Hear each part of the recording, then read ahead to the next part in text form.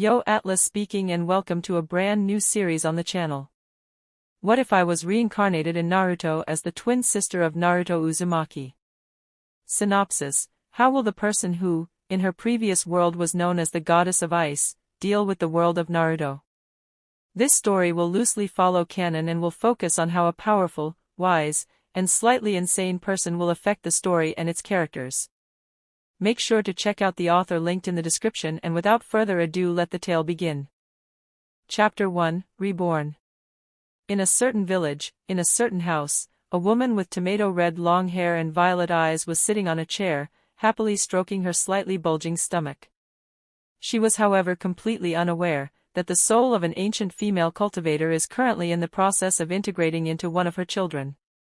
A child that fate never had preordained to be born. Erg, where am I? I feel so mortal. How many millennia ago was it since I felt this weak? For now, I should try to assess my current situation. Let's sort through my mind and see what I can find. What is the last thing I can remember? As someone who has reached the highest level of cultivation, our heroine naturally has an absurdly powerful mind, however. Slow. Why are my thoughts so slow? I can't even get a second thought process running smoothly. First my strength and now even my thoughts. This sucks. Well, whatever. I at least managed to remember my last memory before I came wherever the I am right now. I burnt my last few days of lifespan together with my soul to get rid of that annoying demon ancestor, who wanted to harvest my soul after my death. Fufu serves that brat right. That happens when you disrespect your elders. Anyway, in conclusion, I'm 100% dead. So why don't I feel dead? For strong cultivators, it isn't completely impossible to survive burning one's remaining lifespan, however, burning the soul usually is a 100% death sentence. Well, first of all, let's try divine sense. Great that one seems to be gone as well. Divine sense is unlocked when someone ascends from being a demigod to being a full-fledged god. Alright, let's take a step back then. Heavenly sense. Yep, gone.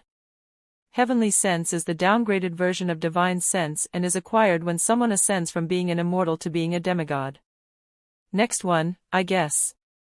Immortal sense. Come on, at least give me something I can work with. Yet another downgraded version that marks the difference between a cultivator and an immortal. Spirit sense. Sigh. Although I was expecting this, it's still rather depressing. Guess I will just have to accept that I somehow was downgraded back to immortal. Whatever, this isn't the first time I have overcome ridiculous odds just to emerge victorious at the end. This time I at least don't have any crazy cannibals, demons, cultists, or fanatics breathing down my neck. Well, at least not yet. I managed to rise from mortal to god once, shouldn't be that hard to do a second time. For now, let me check out the situation in a mortal way. Then, for the first time in this new life, our heroine did something she hasn't done in a long time. She, instead of using her sense skills to scout the surroundings, attempts to use her eyes just to. What the hell is this weak-ass body? I can't even open my eyes. Fail miserably. Okay, calm down. No need to panic. I got this. Smell? Nothing. Sound? Something muffled in the background and a rhythmic booming, better than nothing, but still not really helpful. Taste? Nope. Touch? Air. I'm swimming. Wait a moment. I'm swimming in something. Most of my five senses don't work. That rhythmic booming. Is that ing heartbeat? Am I a fucking baby? And thus, starts the story of Yuna Uzumaki, previously known as Yuna Kayanipagos, Goddess of Ice. Chapter 2, Collecting Information. Okay, Yuna, calm down. No need to panic. You just have been reborn as an unborn baby. Nothing special, right? After stumbling into a new situation, the first step should pretty much always be to gather information. However, as an unborn baby, there currently isn't much I can do about that. Listening to my parents' conversations might be useful, unfortunately, my ears aren't developed enough to do so yet. Guess I'll just do some cultivation for now. So, for the next few weeks, Yuna spent her time meditating. As a fetus, it's impossible to strengthen her body or cultivation without negative percussions, however, refining one's soul is something that can be easily done. No matter how mature a soul is compared to the body, there will be no negative effects on future cultivation. The earlier someone starts, the better. After just 2 months, Yuna managed to get her soul to mature to the age of 3. Her previous experience and superior cultivation technique naturally played a huge role in achieving that kind of ridiculous speed. Now that her soul has slightly matured, she can, pretty much, still do nothing more than she previously could, except for having access to her mindscape. Usually, someone would need some practice to enter it, however, those that have done so once can easily do it again. This naturally includes Yuna. After just a bit of concentration, she felt the familiar pull on her mind and found herself in her mindscape. A dreary atmosphere. Metal pipes coming out of the walls and ceiling with water slowly dripping out of them. Dirty-looking ground reinforced with brown bricks and a stream of water steadily flowing next to the brick walkway. In other words, a shithole. What's with this shithole? What happened to the vast sprawling mountains of my previous life? My glaciers. My snow-covered forests. As soon as I get my soul to an appropriate level, this whole thing will be renovated. Seriously, what's with this weird physical representation of the soul? Is it like this for everyone here or just for me? Probably for everyone, since I don't think I have even the slightest connection to this. For now, let's explore. Maybe there will be some interesting to find here. Just like this, Yuna started exploring her mindscape. Some people might think of this as redundant. After all, what's the use of exploring your own mind? That is certainly not the case. After all, there are a lot of things your own mind hides from you. And as if to confirm that belief, after just 30 minutes of exploring, Yuna did indeed find something she hasn't noticed before. Something that obviously should be there, but Yuna never thought about the possibility too deeply. That was a connection to another mindscape. Her new mother's mindscape. What a curious thing this is, an unborn child has no mindscape. A soul that young is simply incapable of forming one. I, however, matured my soul even before I was born, something that is usually impossible. After all, no matter how talented a normal child is, it won't be capable of cultivating in the womb. For me, however, this was something easily done. After all, I still have the memories from my past life. And this led to these interesting phenomena. A direct connection between the mindscape of mother and child. Pretty sure this will be lost after the umbilical cord is cut, but for now, let's keep exploring. I might get to see some useful memories from my mother. I might be able to at least find out what kind of level this realm is at. Just like that, Yuna kept walking forward and crossed the border between her own mindscape and her mother's. Unsurprisingly, it had the same sewer look as Yuna's mindscape, confirming her guess that they all look like this. Finding memories inside a mindscape is actually pretty easy. In an unorganized mind, they are pretty much floating around everywhere. The tricky part is finding actually useful memories. Especially if you don't want the other person to notice that you are browsing through their mind. Let's see what we got here. I see Uzumaki clan. Having a big clan as a supporter should be useful. Never mind, they got wiped out. What else do we get? Ramen. Ramen. Again ramen. Ichiraku? What's that? Never mind, it's just a ramen booth. Mother. There is other food than ramen, you know. And why in the world are like half of these memories either eating ramen or remembering how she ate some ramen? What the hell? From these memories, I guess my father is probably this Minato guy. Let me guess, dead as well? Oh? He seems to be alive and quite important as well. Hokage. What a weird title. At least I will get some support in my rise to the top. Ninjutsu, genjutsu, chakra, ugh, I'll need a more cohesive explanation instead of some random memories to understand that stuff. All I got is that chakra is this world's spiritual chi. I think.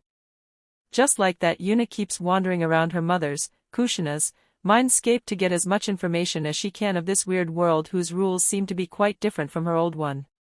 For example, when she saw an 8-year-old kid inside Kushina's memories use the Kawarimi no Jutsu, she almost fainted out of shock. An 8-year-old performing a teleportation technique is already absolutely insane, but swapping two objects through space is a whole other level of ridiculous.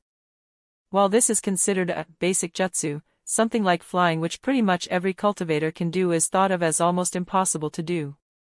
It will probably still take Yuna a while to get used to this world's common sense. Guess this is pretty much all the information I can get out of this. I don't want to be found out after all. I guess this can be considered a pretty decent harvest. At least I won't be going in completely blind. However, just when Yuna was about to turn around, she felt something she certainly didn't expect to feel and hear.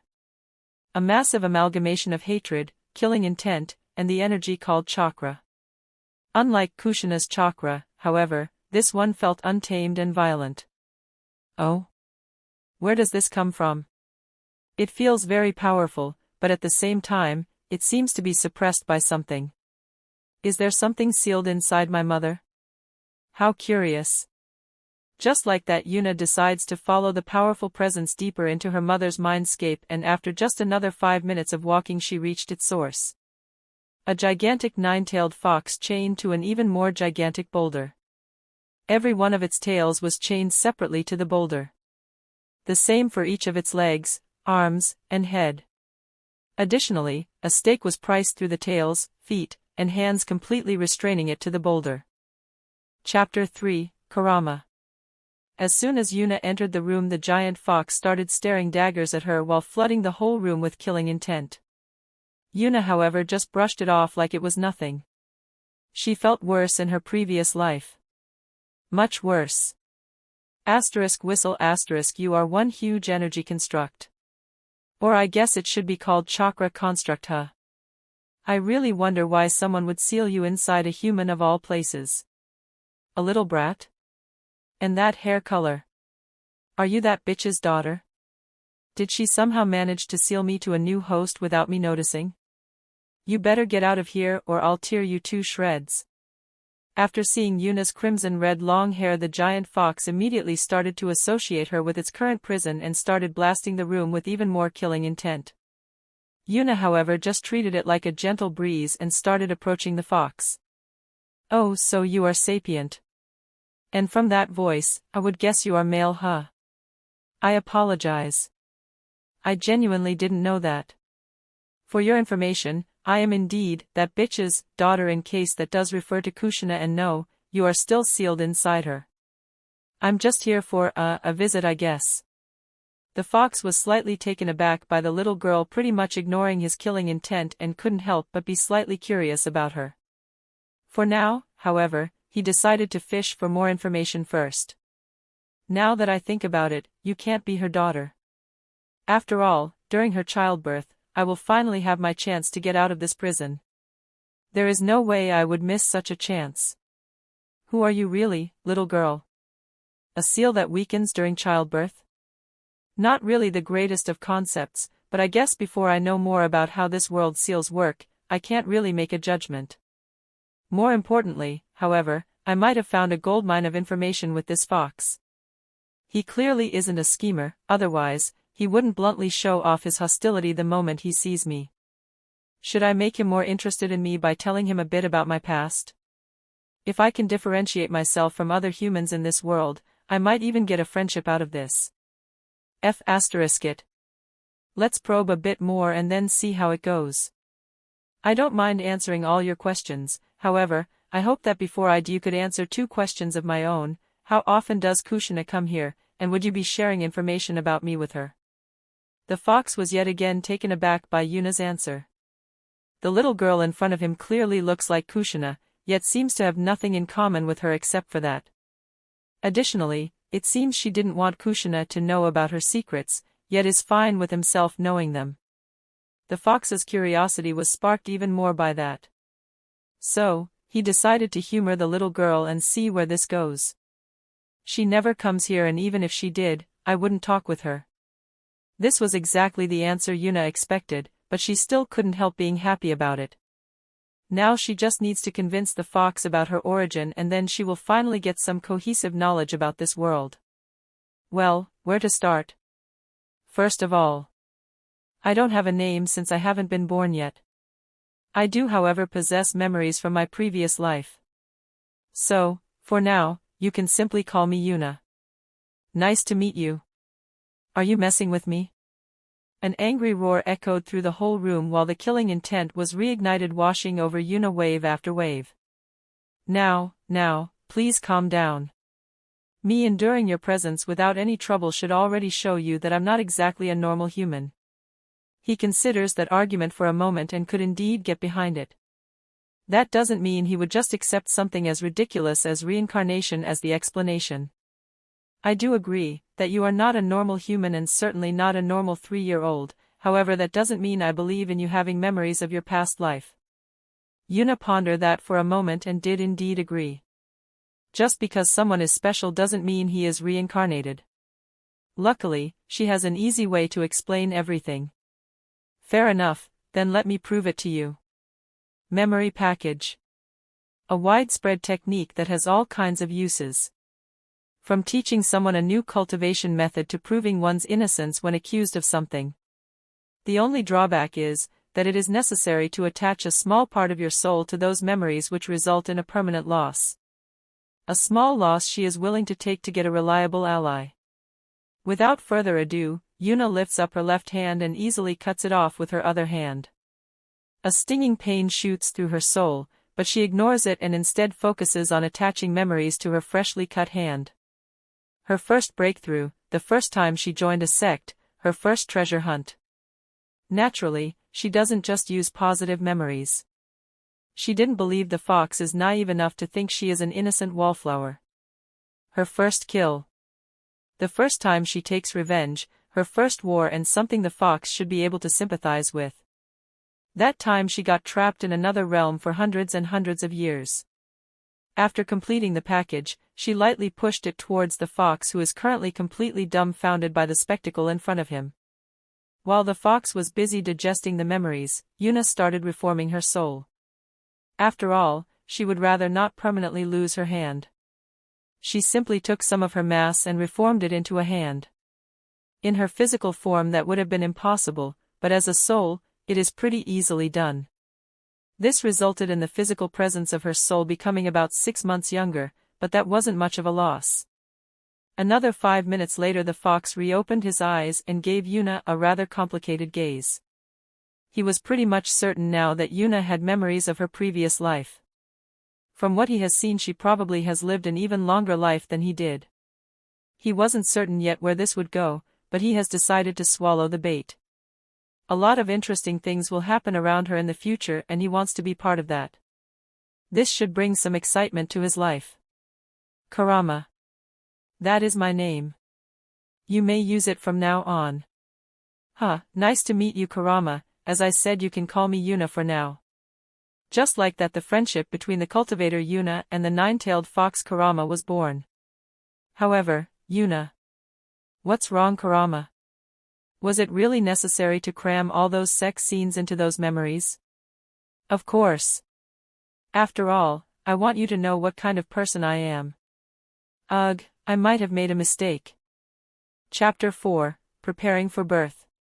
Come on, Kurama, don't be grumpy now. It was just a little prank.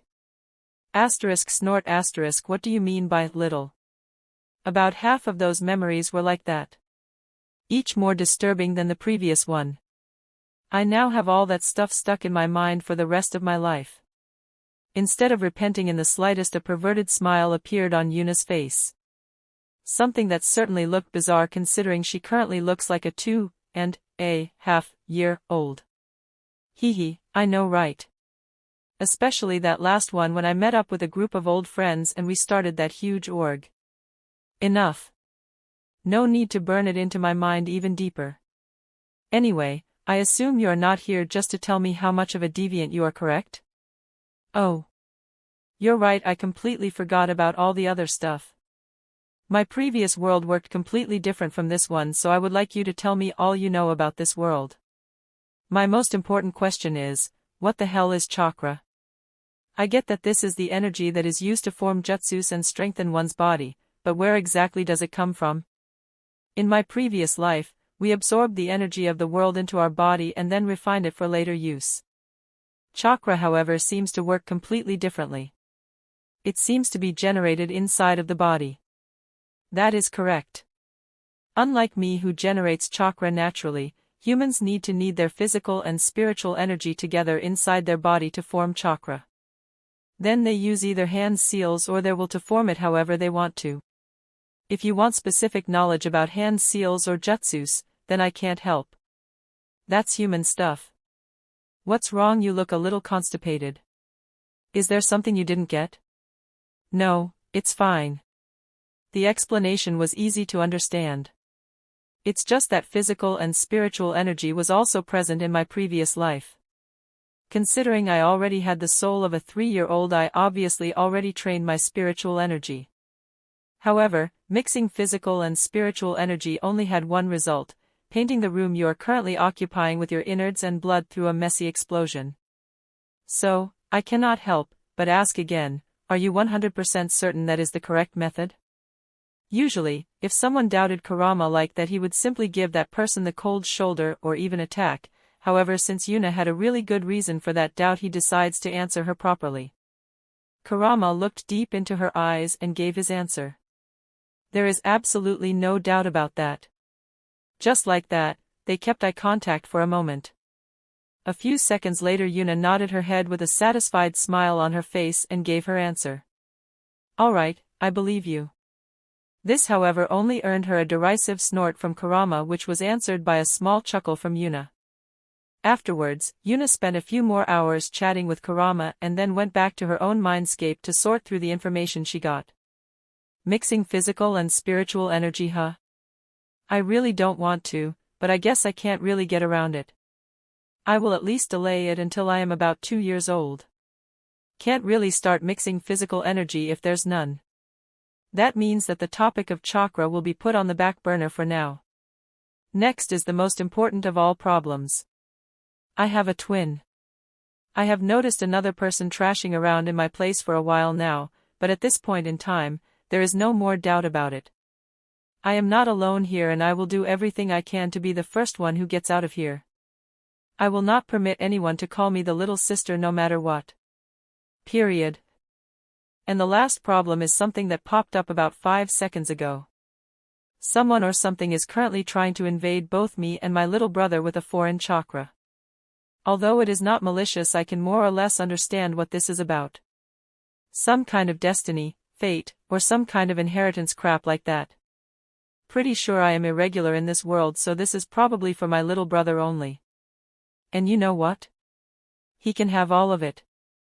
I'm really not interested. Luckily, Kurama just explained to me how to move chakra. I might have no idea about hand seals, but willpower is something I have in spades. Guess I'll just try to exert my will on it and push it towards my little brother. Oh. This is easier than I thought. I expected this to be much harder. Oh well, good luck with that, little brother. Guess I spent the last few remaining days meditating so I can get my soul back to where it was before. Should probably give Kurama a few visits. He'll probably get grumpy if I don't. Well, even more grumpy than he usually is. Just like that, Yuna spends the last few weeks before her birth in meditation, broken up with the occasional visit to Kurama's place. It is currently the day Yuna predicted to be born. Everything was ready, her soul was back to 3 years of age, there were no more foreign chakra invasions, and most importantly, she got into a position to become the big sister. She was currently spending the last few hours as an unborn baby with Kurama, since it will probably be a while before they can talk again. The first thing Yuna noticed when she was back was that Kurama seems to be nervous about something. She had no idea what this was about, but after about 30 minutes of coaxing, Yuna finally managed to have Kurama speak about his problem. Fine. I will put this bluntly, your parents will probably try to stop me from getting away, and if they do, I will not hesitate to use lethal force against them, and as a result, I might kill them. Yuna almost chuckled upon seeing a 20-story tall fox fidgeting around like a nervous child, but for now, she decided to calm his nerves. Ah, so that is what this was about. You thought I might get angry at you for killing my parent. Honestly, I really don't care about that. I might call them my parents, but that is pretty much all there is to it. I don't really know who they are, and I had my fair share of a family in my previous life. I might be angry if I had already bonded with them, however, that is not the case. So, go nuts for all I care. As for my little brother, yeah, I don't care about him at all. Whatever. Good luck out there. I will be roaming the wilds for a while. We will probably see each other again someday. I also wish you good luck out there. With these last words, Yuna returned to her mindscape in preparation for her birth, while Kurama prepared himself to finally reclaim his freedom. What both of them didn't know yet is that they will meet each other again much sooner than they expected. Chapter 5, Being Born. It was finally time for Yuna to get born, and as she had previously planned, she was indeed the first one to be born. As for the birth itself, this was probably one of the most disgusting things I ever went through in my life. Giving birth to a child is something I have experienced multiple times, but actually being the child during the birth is a whole other level of disgusting. Although I can hardly see with these crappy newborn eyes, it seems like my little brother is also born successfully. Hitch. What is that? Someone has just yanked me away rather roughly. Careful there, retard, I'm just a baby. Wait, people are screaming? Damn these shitty ears, I can't hear anything properly either. Oi, did you just ing throw me into the air? Are you insane? You better not let me find out who you are, or I'm going to seriously you up when I'm older. Okay, nice, someone caught me rather softly. Considering I can see some blurry blonde hair, this is probably my father. Good Joe, Oi, don't ing teleport around with a toddler. What's wrong with you? Okay, can someone explain the situation to me? Things seem to have calmed down for now. Both my mother and my little brother are here. Was the intruder repelled? I have no clue.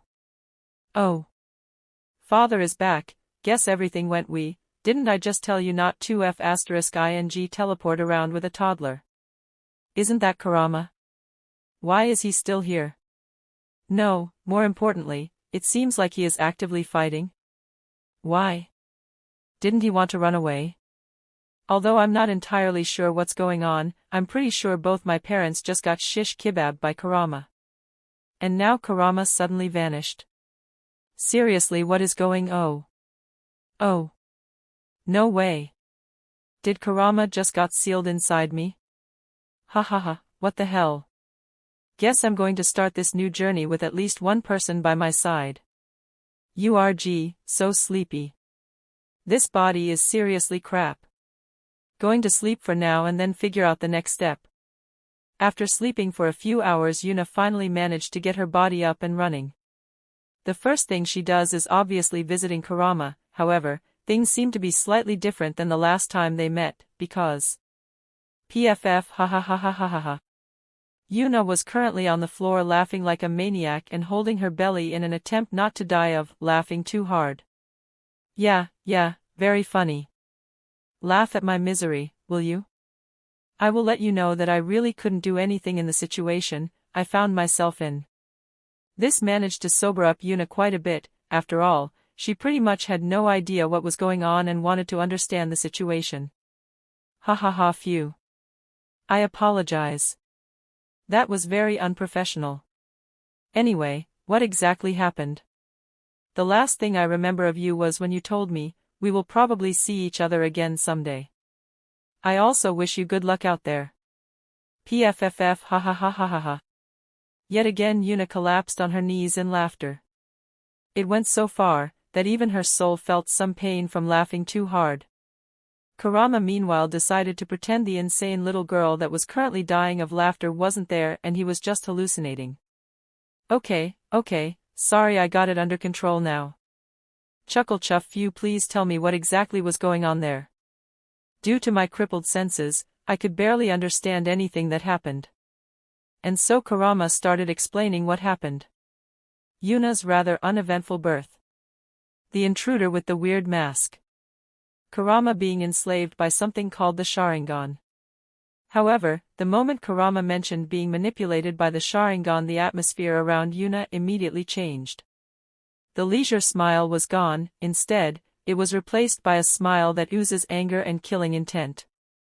In fact, Yuna's whole mindscape was overflowing with killing intent. The slowly flowing stream of water was turned crimson-red as every single drop of water was corrupted by killing intent. The pipes bent under the overwhelming pressure and the ground under Yuna's feet caved in, forming a huge crater. Just as quickly as the pressure came, it vanished, as if nothing happened. I'm sorry about that. I just really don't like it when someone forces their will on someone else due to some kind of brainwashing. I lost control over my emotion there for a moment. Kurama, however, didn't answer. No, he couldn't answer.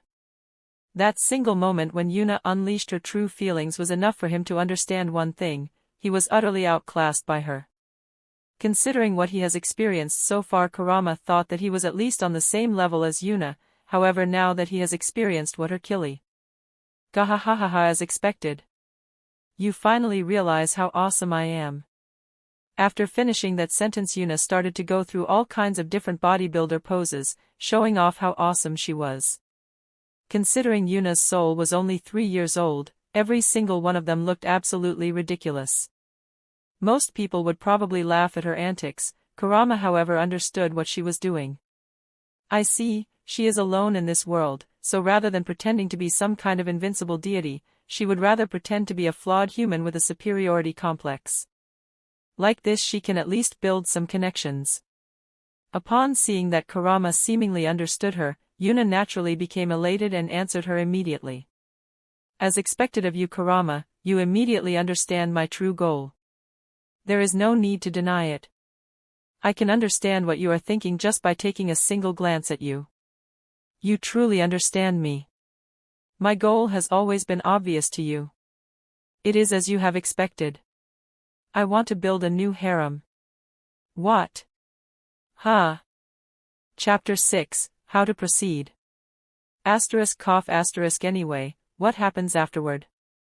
Right, let's get this conversation back on track. Basically, I was summoned straight in the middle of Konoha and was forced to go on a rampage.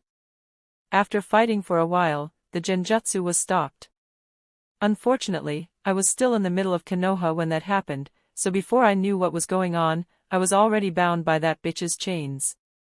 Chains? What do you mean exactly? And is it necessary that you call her bitch all the time? Yes, it is, and no clue about the chains.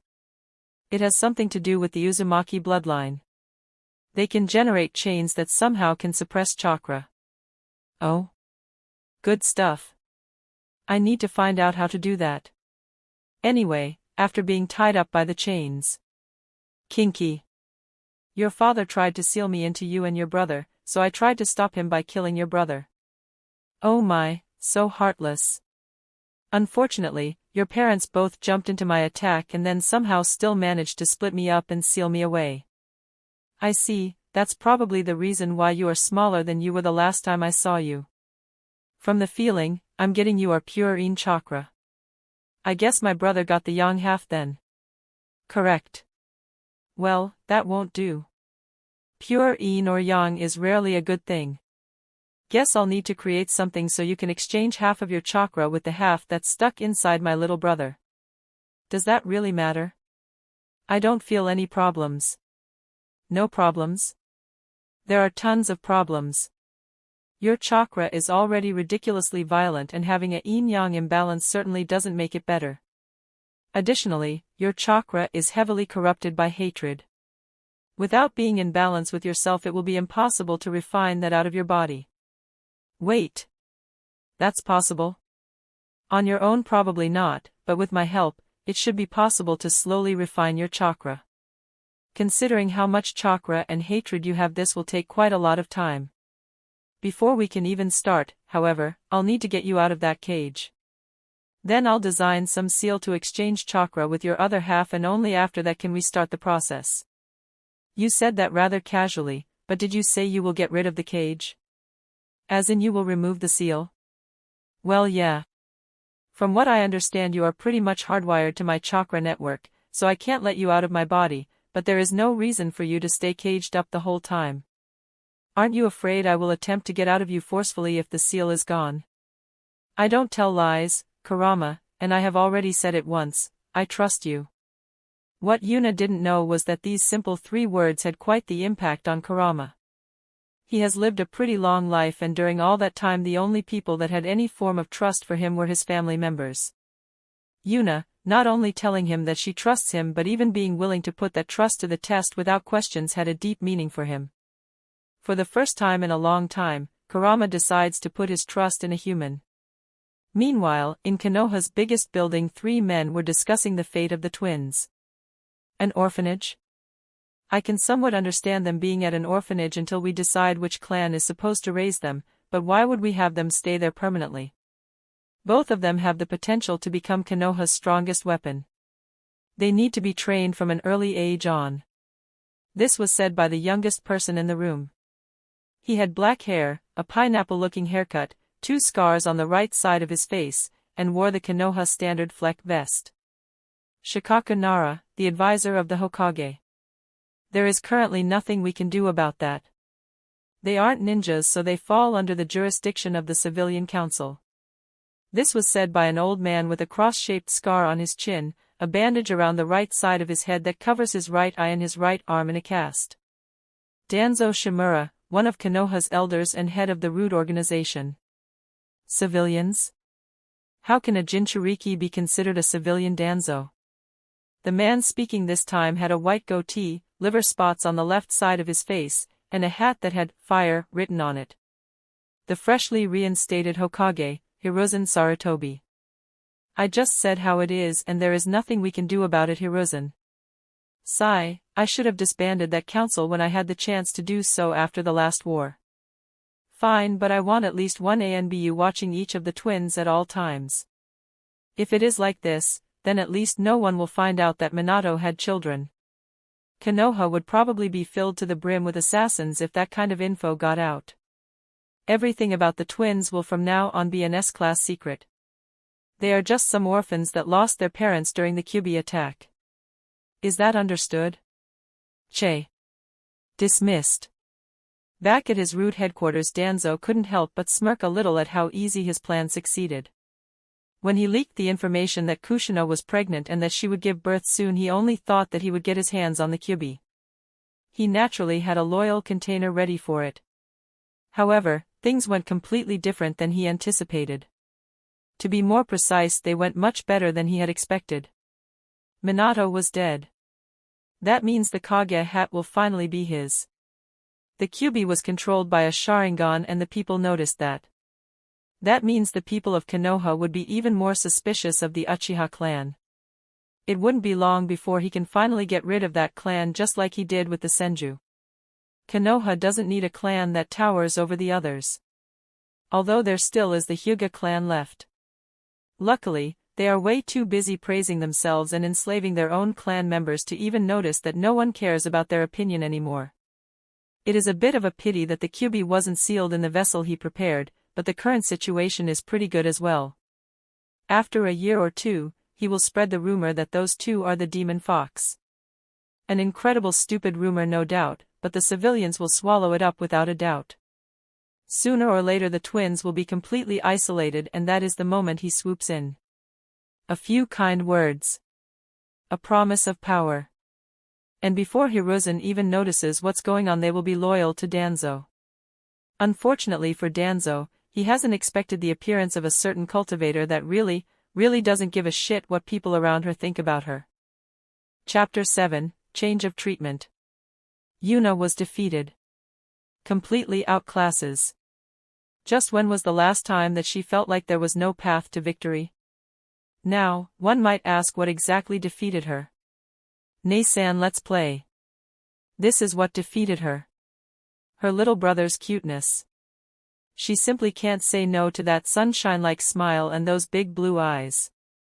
The first time Naruto gave her the puppy eyes she almost had a heart attack. Okay. I'm coming. Oi, what happened to your dignity? Dignity? There is nothing shameful about playing with a little kid.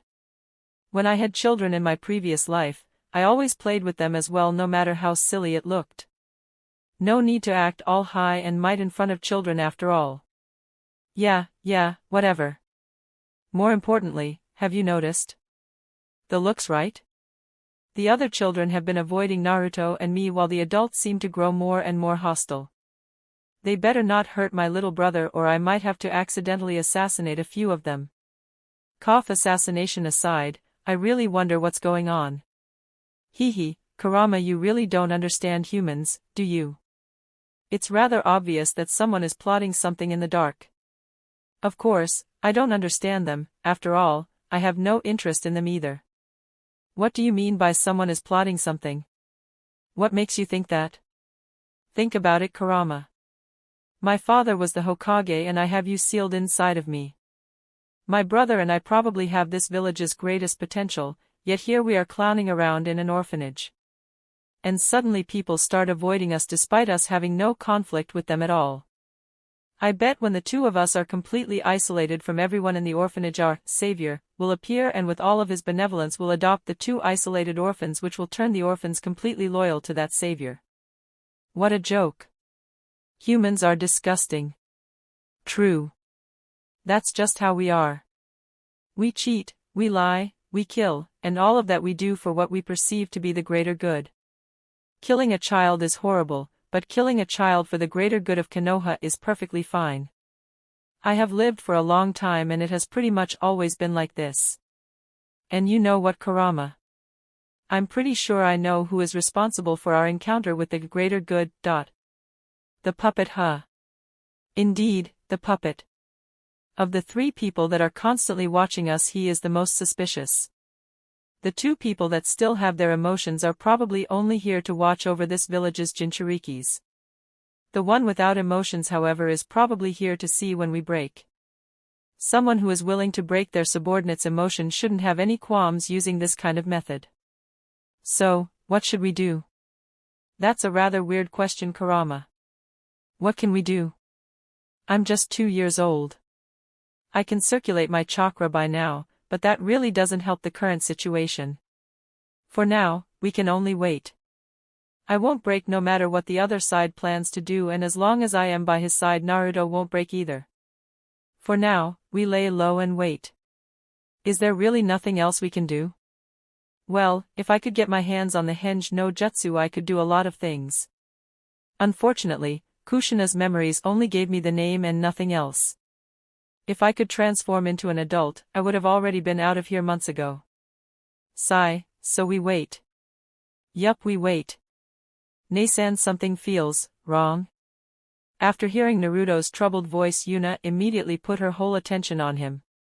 After constantly growing her soul and reaching the age of 10 with it, it has become easy for her to have multiple thoughts going in parallel.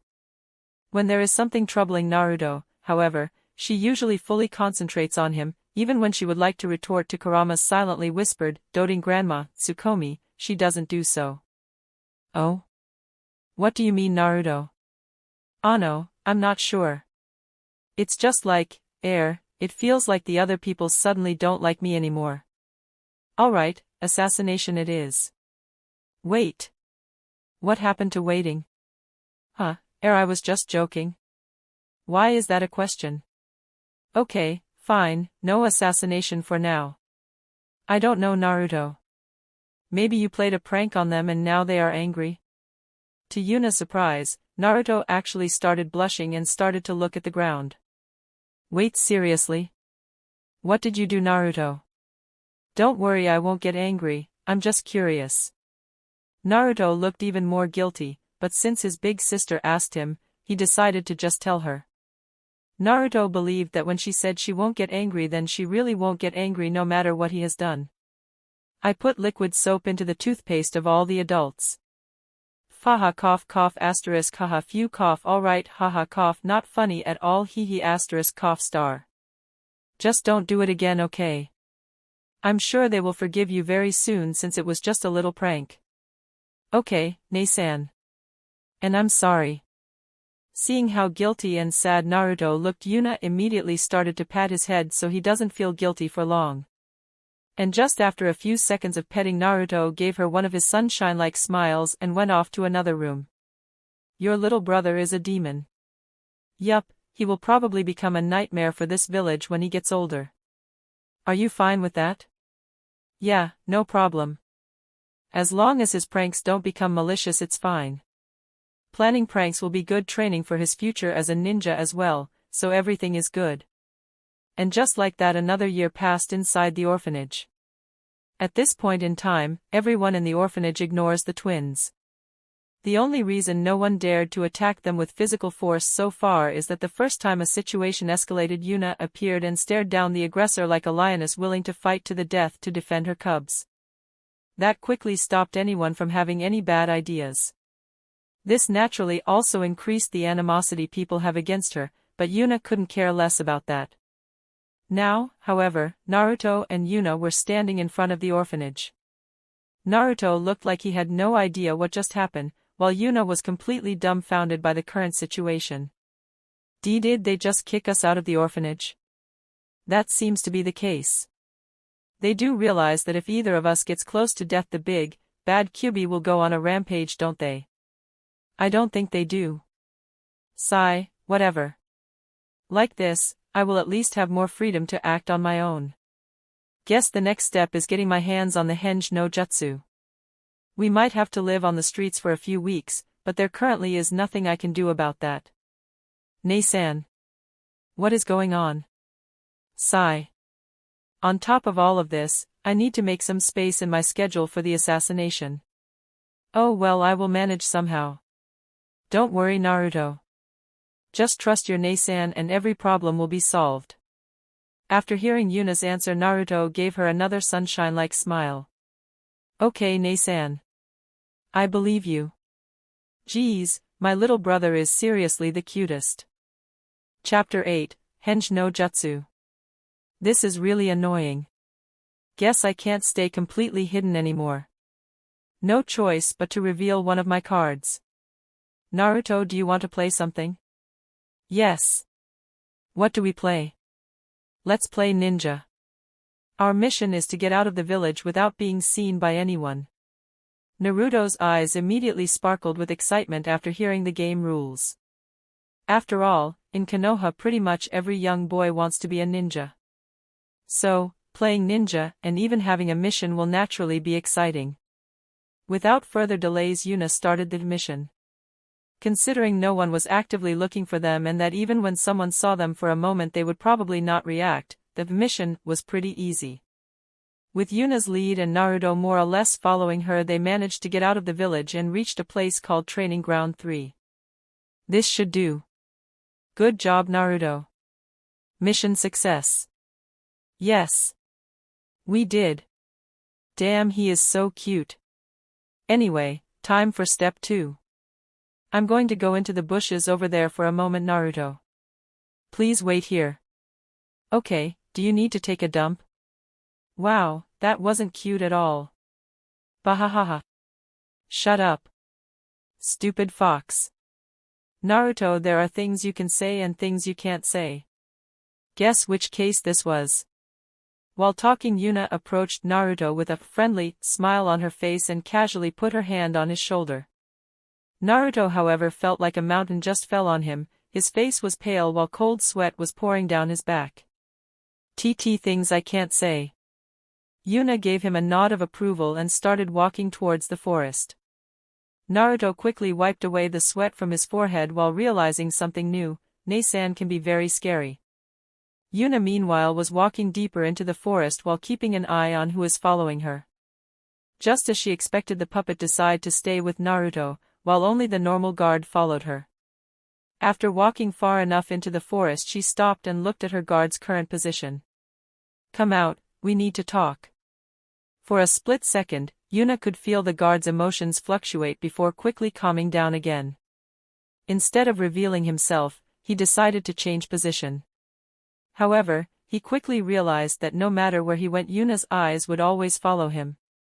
With a bit of resignation on his face, he then decides to just show himself properly, even if it will earn him a scolding from his superior later on. How did you detect me? Yuna only rolled her eyes at that question. I'm friends with the Kyuubi and that's why I can sense emotions. Additionally, I have memories from my past life where I learned counterespionage. Not the greatest option for an answer. When there are 3 people constantly watching you, you sooner or later notice their gazes. More or less the truth and no lies. The best way to misdirect someone. Additionally, what do you mean by 3 people? Hook, line, and sinker. Time to return some fire at whoever is scheming against us. Yeah, 3 people. You, your buddy, and that guy that feels like I am being looked at by a lifeless doll. I wonder if that is enough of a hint. The only question remaining is whether these guys know about the puppet maker or not. Oh? He seems to have realized something but doesn't want to show it. Good enough for me. Anyway, that's not why I wanted to talk with you. Teach me the hinge no jutsu. Ha? Why? This earned him another eye roll from Yuna. We just got kicked out of the orphanage and 2 3-year-old children can't really buy groceries and stuff on their own. So, I need the hinge to transform into an adult to do the shopping. Isn't that a weird leap in logic? Shouldn't your first idea be to ask an adult for help? Another eye roll. And which adult are 2 orphans supposed to ask in this kind of situation? Should I just straight up walk to the Hokage himself and demand him to adopt us? Since you are guarding us anyway for whatever reason, you might as well help out by teaching me a simple academy-level jutsu. He really wanted to say something about the Hokage comment. After all, the Hokage would without a doubt support the twins. He wouldn't adopt them, but giving them some money and a flat probably wouldn't be out of the question. After all, they are the village's Jinchurikis. However, there is no way he can say that now. The twins having people watching them all the time is already suspicious, but the Hokage personally stepping in is on a completely different level. The twins aren't allowed to know about the Kyuubi for now, and giving them preferential treatment like that might make them suspicious. He had no idea what exactly Yuna was planning with just the hinge. After all, she doesn't even have any money, but for now, he will just teach the basics to her. It's not like she will just learn it instantly, after all. This should give him some time to talk with the Hokage and solve the current problem. Having the village's Jinchurikis living on the streets is certainly not a good idea. Fine, whatever. I will teach you the basics, the rest is on you. The hand seals are dog, boar, and ram. Then you hold the ram seal and push your chakra into it while imagining what you want to transform into. That is all there is to it. Don't get frustrated if it doesn't work the first time. Especially the visualization part gives most hinge no jutsu. Poof, Yuna vanished inside the smoke cloud, and as soon as it was gone, the 3-year-old Yuna was replaced by a mature beauty in her 20s. She had crimson red hair with ice blue highlights, forming a mysterious-looking contrast of color. She had deep violet-colored eyes and her body was well-rounded at all the right places. She was currently moving around her arms and legs with curiosity written all over her face. Oh my, this is certainly an interesting feeling. It feels like I am still in my body, but at the same time, I'm not in my own body. Truly curious. The guard, however, didn't say anything. No, he couldn't say anything. It was a good thing that he was wearing a mask, otherwise insects might have flown into his wide-open mouth. Succeeding the hinge on the first try isn't weird. Succeeding in this case usually means that the user transforms into something. It certainly doesn't mean that the person who uses it transforms into a 100% authentic-looking human. If he hadn't seen her transform just now, he would certainly not notice that Yuna was using a hinge. And she was only 3 years old. What a monster. Yuna naturally saw how shocked the guard was, but she couldn't care less.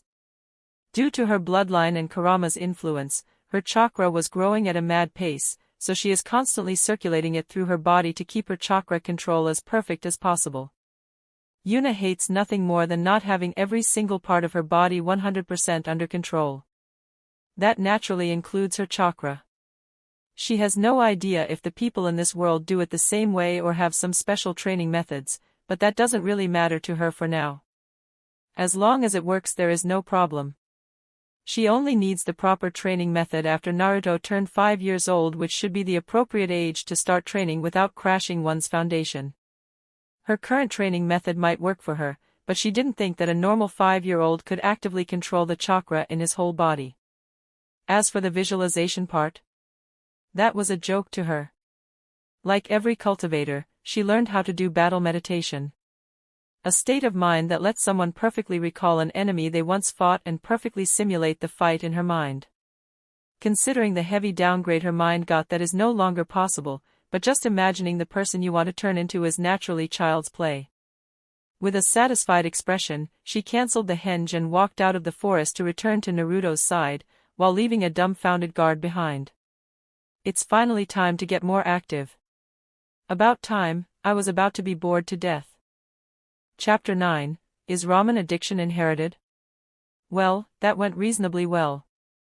Although I had to show off my ability to sense people, that should be an adequate payment for finally being able to move around freely. I also showed off my talent by transforming on the first try, but I think that should be reasonable for the daughter of the Hokage. Naruto, let's go back into the city. We still need to find a place to sleep for tonight. A place to sleep? Aren't we sleeping at the orphanage? Nah, I'll get us a better place for tonight. Okay. I am hungry as well, Nei-san. Haha, indeed, I wouldn't say no to a meal either. While walking back into the village, Yuna was already planning the next course of action. Probably should get some simple makeup to hide our whiskers. Well, Naruto's whiskers, I can just use the hinge. As for money, I'll just do some pickpocketing. 1 or 2 wallets should be enough to last us long enough for me to get some proper income. I only need to make sure that the 3 stalkers don't notice anything. Shouldn't be too hard since they usually stay far away. Luckily it was already getting darker, which makes it much easier for the twins to move around unnoticed. While walking, Yuna was keeping her eye open for possible prey. She wanted to find a rich-looking civilian that had no ninja escort following him around. After another 30 minutes of searching, she found someone suitable. She did another quick scan of her surrounding to make sure no ninjas were nearby and then walked past the person. She smoothly opened his money purse, took out some money and resealed it. She could have naturally stolen the whole thing, but that was too noticeable. Like this, it will take much longer for the person to notice that someone stole from him, and he might not even notice it at all, which would be the best case scenario. Easy prey. Are you sure you really were a cultivator in your past life and not a thief? That didn't look like something you did for the first time. I didn't start at the top, you know. I did all kinds of questionable things before I reached the top of the food chain. I noticed that. Yuna quickly led Naruto into a silent alley and stopped there. Hey Naruto, I completely forgot to tell you, but I learned a really cool ninja trick. I can teach you as well, but only if you tell no one about it. Naruto's eyes immediately started shining like 2 suns after hearing the words, ninja trick, and he got even more excited that Yuna would teach it to him. As soon as Yuna finished speaking, Naruto started eagerly nodding his head. Please teach it to me. I swear I will tell no one about it. Okay, calm down. I will show it to you now and will teach it to you tomorrow, how about that? It's already late after all. Alright. Now show it to me. I want to see it. Okay, here I go, hinge no jutsu. Yet again Yuna disappeared and reappeared in her adult form. Meanwhile, the sparkling in Naruto's eyes got even more intense. He was just about to open his mouth to say something when Yuna's hand appeared on his mouth to stop him from speaking out loud. Shoo, a secret. Remember? Although you can't transform like me yet, I can still help you look different. Would you like that? Naruto gave her another eager nod. Alright, wait here for 5 minutes, I need to buy a few things, okay? Sure Nei-san, I will wait. Yuna's first stop was the makeup store. Yuna naturally had no idea how this world's money works, which would make it really easy to scam her. However, the easiest way to prevent getting scammed is acting like you know what you are doing.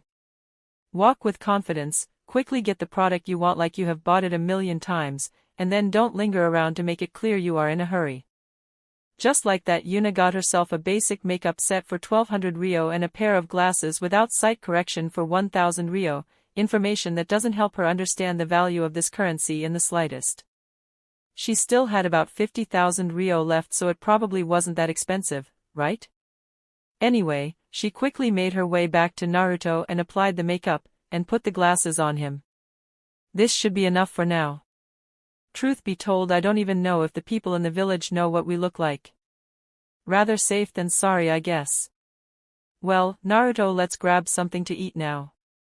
I know a place that should suit your taste. If I remember correctly, it was called Uchiha ramen. Since my mother was addicted to the stuff, Naruto probably likes it as well. The disguise seems to work as intended, since even after asking someone for the way, there was no suspicion in the other person's face. Guess that isn't surprising. People probably only know our hair color and the whiskers. There is no way they would think about a pair of twins when they see an older woman walking around with a young child. After another 10 minutes of walking, they reach Uchiha ramen and Naruto seems to already be in a trance just standing in front of it. Can a food addiction be transferred from parent to child in this world? Well, what are you waiting for, Naruto? Let's go in. Welcome to my shop. The name's Tucci. What can I get you? Miso pork ramen. Was what Naruto answered, like he had prepared for that question all his life. What the hell? Was the ramen addiction really passes from mother to son? I will take the same. Alright. 2 miso pork ramen coming right up. The ramen was quickly prepared, and after just waiting for 10 minutes, 2 bowls of piping hot ramen were placed in front of them and the twins started eating. Damn, this is pretty good. Especially if you compare it to the stuff we got at the orphanage. As long as you don't start eating like Naruto, everything is fine.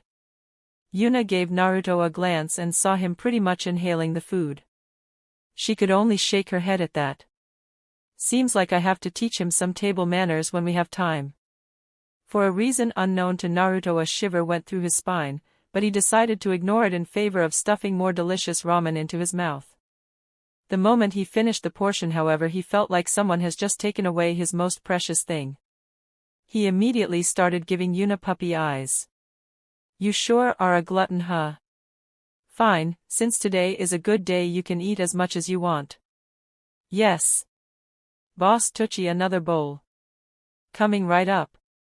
After Naruto finished off his 10th bowl of ramen somehow, it was time to leave and find a place to sleep.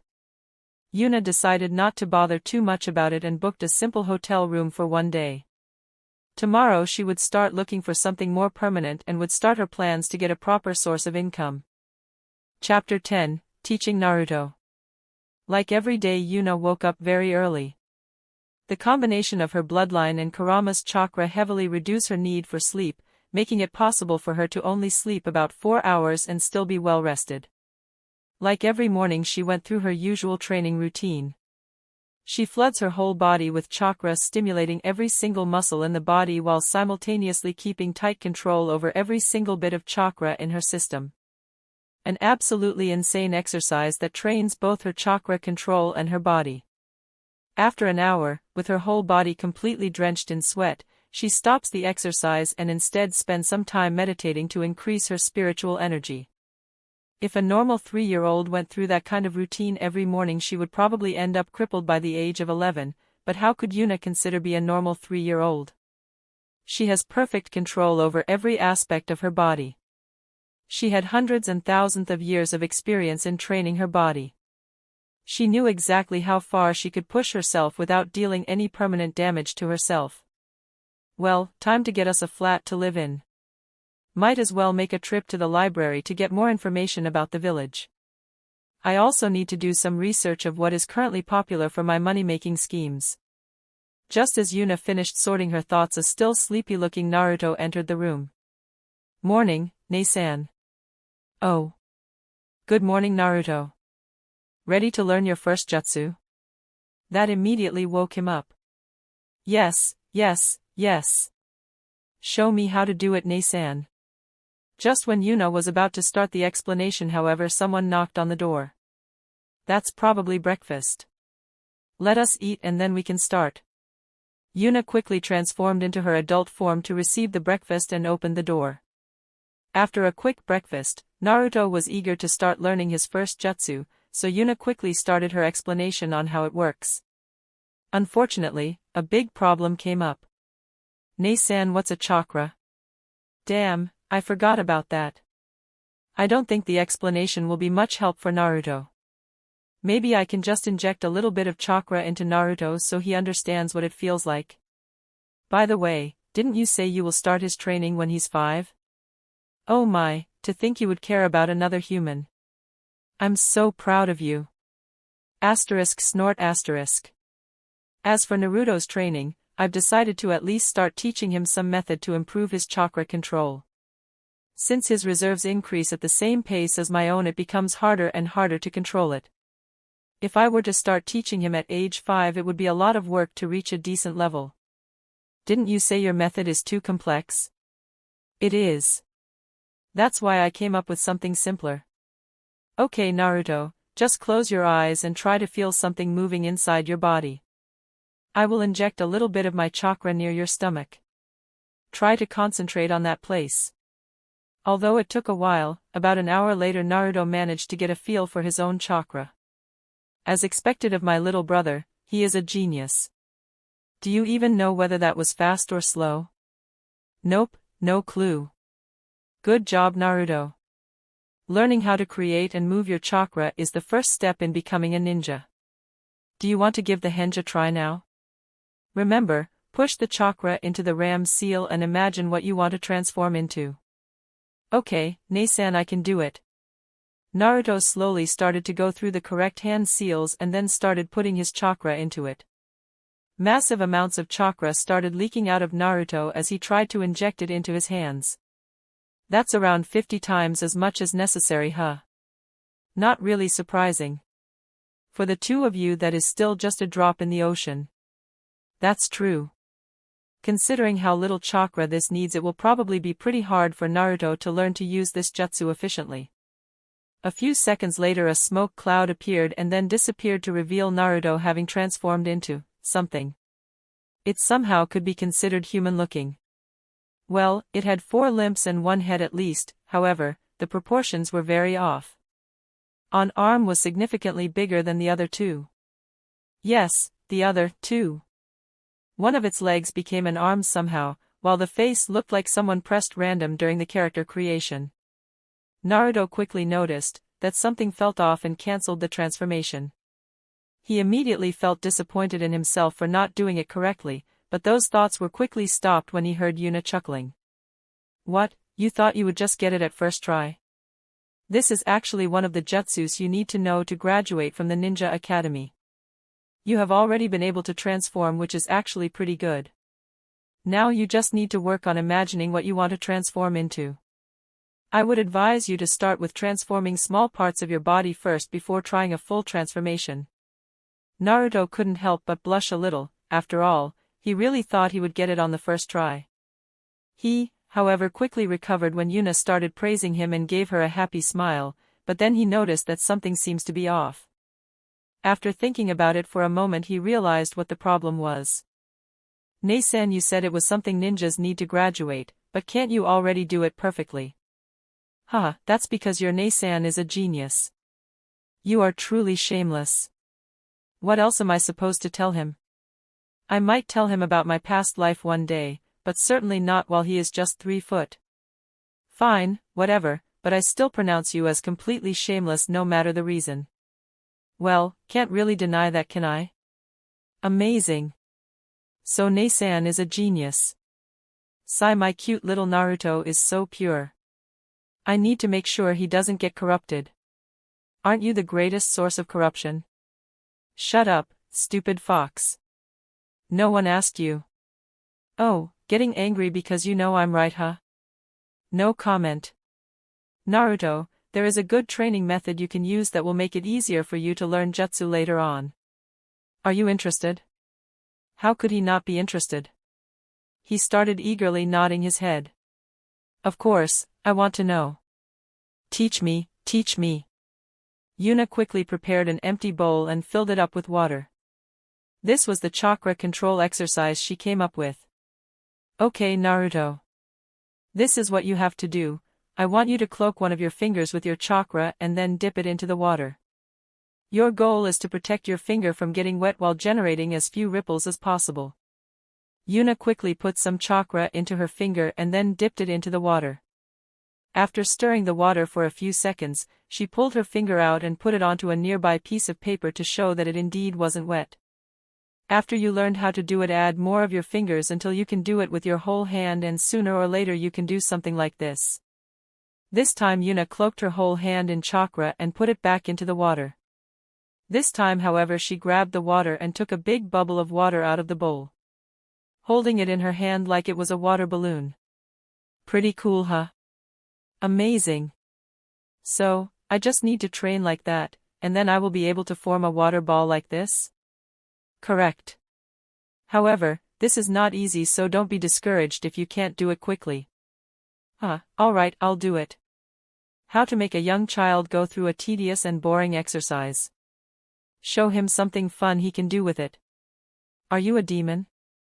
Funny thing for you to say, Mr. Demon Fox. I will be going out for a while, Naruto. I still have a few things to do. I'll be back for dinner. Naruto only gave her an absent-minded nod while trying to concentrate on coating his finger in chakra. Well then, let's solve the problem of our living arrangements, shall we? Chapter 11, Living Arrangements. Yuna quickly used the hinge to transform into her adult form and left the hotel. First step, getting rid of the stalkers.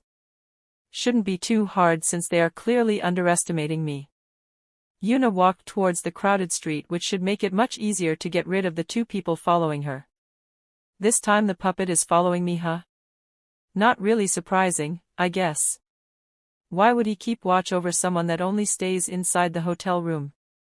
Oh well, whether it's one or two doesn't really matter if they don't work together. Yuna casually strolled into a side street, and as soon as she turns around the corner she uses the hinge again. This time she transformed into a big man with wide shoulders and a bald head. The more jarring the contrast, the longer it will take for her pursuers to realize the situation. Of course, as soon as they realize what's going on, they will understand that she transformed again and will very likely remember what her transformation looked like. Unfortunately, at that point in time, Yuna will already have changed again, making it pretty much impossible to keep track of her movements. Whoever assigned these people to follow her probably didn't think that they need someone that specializes in tracking to follow around a 3-year-old, and even if they did, another 5 transformations in different parts of the village should be enough for now. She currently looked like a woman in her 30s with curly brown hair and brown eyes. Yuna decided to stay in this form to sign the rental agreement of her future flat. After a bit of searching around, she found the correct place and casually signed a 1-year contract for 30k Rio a month. She didn't care too much about it since she will get a better place as soon as she starts making money. Considering she started out with about 50k Rio, she doesn't have enough money for the payment next month. However, Yuna is confident to have some income by then. Next step, library. After arriving in the library, she quickly realized that only full-fledged ninjas of Konoha are allowed to read jutsu scrolls, which was a bit of a pity, but not really surprising. The first thing she grabbed was a book about Konoha's history. However, just after finishing the first page she quickly put it back where she found it. Holy hell, I understand spreading propaganda that this village is the greatest, but the author of that book had reached a point that very obviously reached the level of fanatism for the first Hokage. Oh well, just a bad apple.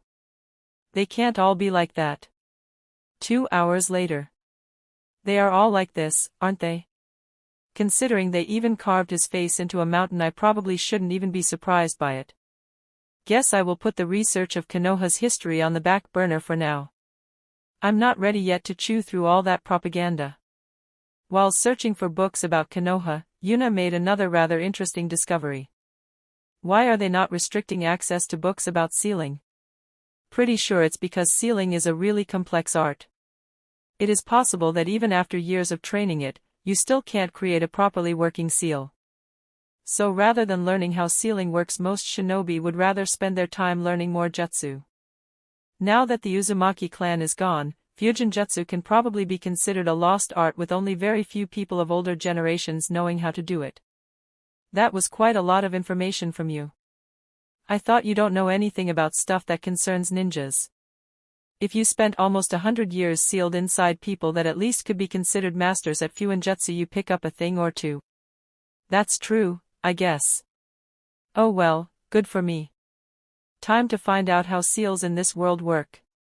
I still have to get you out of that cage after all. Yuna quickly collected everything she could find about sealing, resulting in her buying a total amount of 4 books. Which quite frankly was just pitiful. Next step, finding out what's popular. Considering the library has a list with its 10 best-selling books, that should be pretty easy. I swear, if the first place is something like the biography of Hashirama Senju, I will burn this building to the ground. Luckily for the building, the biography only managed to reach second place, while the first place was something called Ika Ika Paradise. After looking through the library for a moment, Yuna quickly found a copy and started speed reading it. After just an hour of reading, she stopped. She almost started laughing out loud when she realized what kind of book she was currently holding. As expected, no matter how much propaganda you spread, at the end of the day there is nothing more popular than porn. Well, calling this porn might be not exactly right. I guess smut is more accurate. Gahahaha serves that Hashirama bastard right. Hailed by everyone as the god of shinobi, yet a little porno book is more popular than him. Hee indeed, but this makes it really easy for me to make some money. If it is about porn, I am confident that no one is my match, whether it is this life or the last one. Not sure if that really is something to be proud about, but good for you, I guess. Indeed. Now I just need to get some paper and a pen and I'm good to go. If porn is the #1 bestseller anyway, then it should at least be my porn.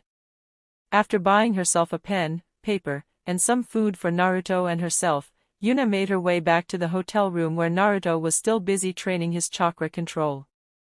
He has already managed 1 finger and is currently working on the second without even noticing that he pretty much has been training the whole day. Meanwhile, the guard that was usually following around Yuna was in the Hokage's office to report what had happened. I can understand why you taught her the hinge no jutsu, but how in the world did a little kid manage to lose a trained ANBU? I apologize, Hokage-sama. She was much craftier with the hinge than I expected, and I have never thought that she would try to shake me off. It was my fault that I wasn't paying enough attention to her. After hearing his ANBU's explanation, Hiruzen could only sigh. Could he really blame his ANBU for this? Who would give their everything when tailing a little girl inside of Konoha? It's fine, just be more careful next time. Since her brother hasn't left the hotel room, I doubt she will stay away for long. From the reports I read, she is fiercely protective of him after all. Hi. Thank you for your forgiveness, Hogake-sama. What am I supposed to do about the other matter? The so-called puppet, huh? Are you sure you can't detect its presence? Yes, Hogake-sama. Both of us tried to find it, but couldn't. Another sigh escaped the Hokage's lips. Is she just making up random nonsense? No, I doubt it. How else could she know about the person having no emotions? That is not something that can just be guessed. Just how powerful are her sensory skills? Is her brother like this as well? She seems to be surprisingly crafty for a 3-year-old. Should I just, coincidentally, meet her and have a chat with her? That might be interesting. For now, however, there is something else I need to do. Sigh, this will be annoying. Please call Danzo here, then you are dismissed. Hi, Hokage-sama. Sigh Danzo, just what are you plotting this time? Chapter 12, Selling Poor, a Love Story. The discussion with Danzo went as well as Hiruzen expected it to go. In conclusion, it didn't go well at all. Sigh, there is nothing more annoying than attempting to get information from Danzo. If questioned, he deflects the question, and if given some form of proof, he just slaps an "it's for the betterment of Konoha" on it. Whatever, it's not like he can do something while the twins are protected by ANBU. He was just about to relax a bit and to prepare his smoking pipe with his favorite herbs when someone knocked on the door. "Hokage-sama, I have something to report about the twins." Sigh, can't an old man enjoy a relaxing smoke? He quickly stowed away his smoking utensils and called for the person to enter. What happened this time? Has Yuna reappeared? Yes, she has. She returned to the hotel room a few hours later. Then she left with Naruto and went towards the market. There she entered one of the flats on the main street. A flat? Who is the owner? After Hiruzen asked that question, the ANBU in front of him visibly started to fidget, which naturally was something Hiruzen would notice. If it's Danzo, I will probably get an aneurysm. It was just bought today. The person that bought it was called, by Yuku Mizukiya. An oppressive silence descended upon the whole room, while Hiruzen felt like he is about to get a massive headache. Please tell me that name isn't written like I think it is. I'm afraid it is written exactly like that. Both people in the room were trained shinobi, so they instantly saw through such a simple trick. An anagram. That's right, Yuna casually revealed that she knows about the Kyubi. Why did she do it? First of all, it changes nothing about her situation. Whether people know that she knows about Kurama or not doesn't really matter. As long as she doesn't leak any of his bloodlust or chakra, nothing will be done about it. The second and much more important reason is that she imagined it would cause quite a few people to panic, which she thought would be hilarious. She was indeed correct about that assumption, because after Hiruzen finished digesting the new information, his headache got so bad that he felt like a mountain was smashed on his head. Grown whatever. Whether she knows about it or not doesn't matter. As long as she seems to be stable, just ignore it. Inform me again if she starts acting aggressive and starts attacking people. As long as nothing negative happens, we will do nothing. Dismissed. Hi. Now that I think about it, where in the world did she even get the money to buy the hotel room and that flat? He was just about to ponder it some more when another spike of pain went through his head and he decided to just drop the matter. Since no one complained, it's fine, right? Meanwhile, Naruto and Yuna reached their new flat. Naruto didn't really care where he lived. The people at the orphanage were ignoring him anyway, so he didn't really care whether he stayed there or left for a new place. As long as Yuna was present, it was enough for him. Well, here we are, Naruto. I have some writing to do. Nei-san, you can write? What are you going to write? Your Nei-san can naturally read and write. I can teach it to you later. Naruto, however, only gave her a weak nod as an answer. He was clearly not really interested in it. As for what I'm going to write, it's a love story. I told you that you are the greatest source of corruption for Naruto. Shut up, stupid fox. I totally saved it. No corrupting has happened. I wonder when you are going to slip the first time. Naruto, on the other hand, immediately lost interest. He wants to be a ninja and doesn't care about love stories. Just like that, the twins entered their new flat and started their own activities. Yuna would write her book, while Naruto would continue his chakra control exercise. 3 weeks later, Yuna was finally done with her book, while Naruto is at the last step of his training, coating his whole hand in chakra. Naruto, I'm going out for a while. I will be back in about 2 hours. Okay, Nei-san. Well then, let's get this thing to a publisher. Oh, I almost forgot to get rid of my stalkers. 10 minutes later, she walked into the publisher of her choice without any stalker following her around. They might have paid more attention to her than the first time, but that only increased the difficulty by a bit. At first, people were rather skeptical about her claiming that her work can compete with the Aika Aika series. However, a little preview of one of the spicier scenes quickly let her pass through the reception, and just 10 minutes later she managed to meet someone that looked important. Big belly, expensive-looking clothes, and a bunch of rings on his finger. The typical, I'm really important, look. He also started reading Yuna's book. While he was reading, his face became redder and redder. And after just a short while he started breathing heavily as well. Kurama, if he takes it out, then prepare to turn this building into dust. Can't we do it before he takes it out? I really don't want to see that.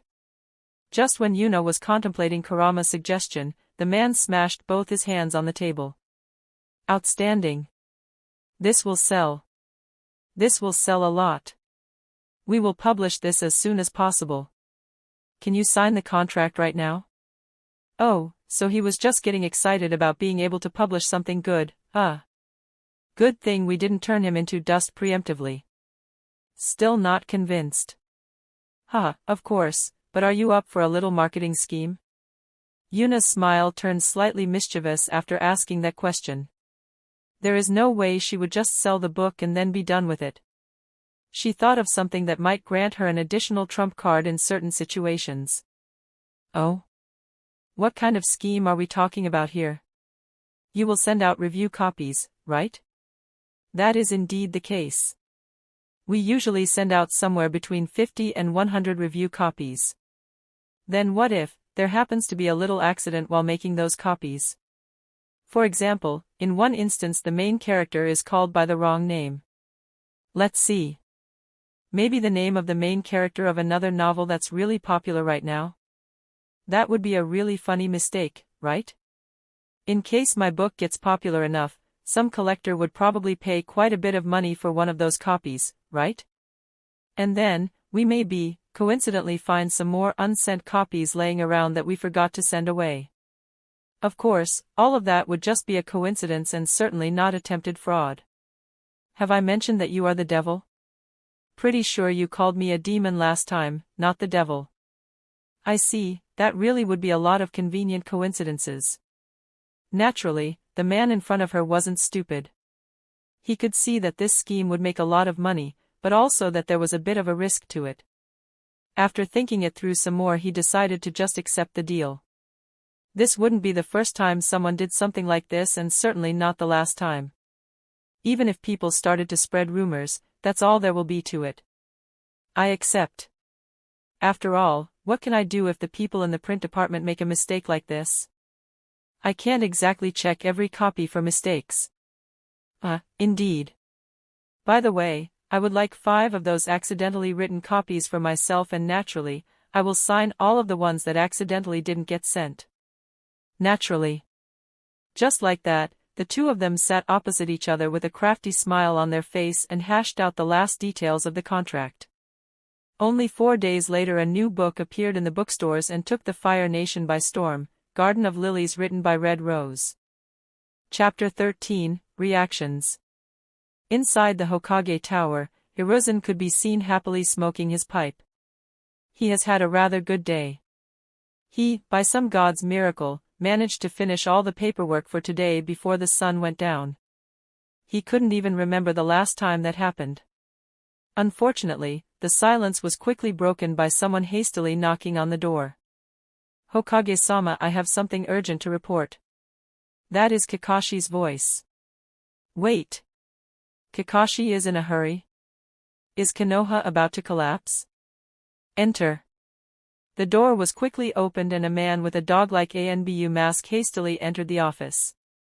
Hokage-sama, please activate the silencing seals. Hiruzen grew even more panicked at that.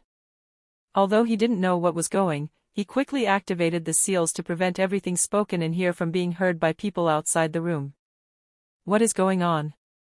Have the other 4 big nations decided to team up and attack? The seals are up. Tell me what's going on. Hi Hokage-sama. A new book has been released. It wasn't written by Jiraiya-sama, but people are claiming that it is of even higher quality than Jiraiya-sama's. Are you absolutely certain about this? I don't know whether it is really better or not, but it sells at a rate comparable to Jiraiya-sama's book. Hiruzen kept pondering his next step but quickly concluded what to do. He took out a scroll and started writing something on it and then tossed it towards the dog-masked Anbu in front of him. S rank. No one sees you. No one hears you. 4 copies. Dismissed. Hi, Hokage-sama. I will not fail. Kakashi quickly turned around and hastily left the Hokage building. He had an important mission and he is willing to put his life on the line to accomplish it. Comparable to Jiraiya's book, huh? I can't wait. Seems like my day got even better. I wonder who the author is? I might need to make another S-rank mission to get my copies signed. Meanwhile, in another corner of the Fire Nation, a huge man with long, white, spiky hair was reading the new bestseller with a perverted expression on his face. While reading, he would occasionally let loose a burst of, especially creepy laughter. This man was the author of the Ika Ika series, Jiraiya of the Sannin. Was he angry that competition for his book appeared? Of course not. He was, after all, a man of culture. The more people spread that culture, the better. It certainly helped that he enjoyed the book himself.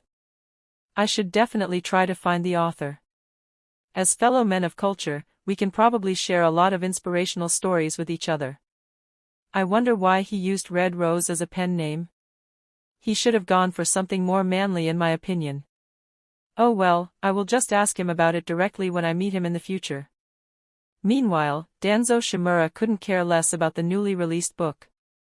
He was currently sitting deep inside his root headquarters and was busy brooding. What is going on with these damn twins?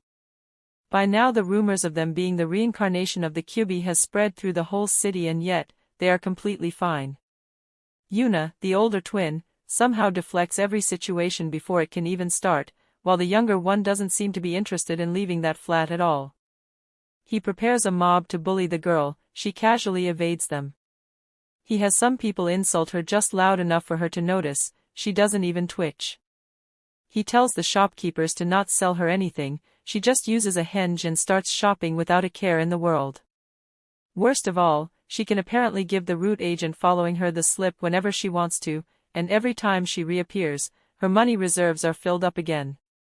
He even told one of his route agents to sneak into their flat to find out what's going on. The result? Nothing. Her brother seems to be perfectly fine with just playing around with a bowl of water while the girl is just lazing around. What Danzo doesn't know, however, is that Yuna noticed someone slip into the room. If that route agent had made a single suspicious movement, Yuna would have slit his throat without a second of hesitation. Her cover be damned. Shit, they are supposed to be desperate by now, but there are no signs of this at all. I even had them kicked out of the orphanage. A week or two of living on the streets should have made them malleable enough. Yet, that damn girl somehow managed to coax the hinge no jutsu out of one of the ANBUs following her around. And a day later, she somehow has enough money to rent a flat. Worst of all? That damned name she used to rent it with, Bayuku Mizukiya. Rearrange the letters a little and you get Kyuubi Uzumaki. Very funny. How does she even know about that? And why do I get the feeling that this is an attempt to mock me? Whatever. There is currently nothing more I can do. Guess I will lay low for now. My next chance should be during their academy days. Failing every single test, while everyone is mocking them, should wear them down quick enough. For now, I'll put my focus on the Uchiha clan. Shouldn't be that much longer until they are ready for harvest. Danzo couldn't help but clench his right arm in anticipation of what he is about to receive after he manages to get rid of the Uchiha clan.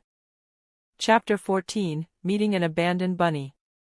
It has been 2 years since Yuna released her book. During these 2 years, Yuna managed to get a good understanding of this world's seals. Although she isn't confident in breaking Kurama's seal just yet, she estimates that she can do it in about 3 to 4 years. Naruto has also been growing well.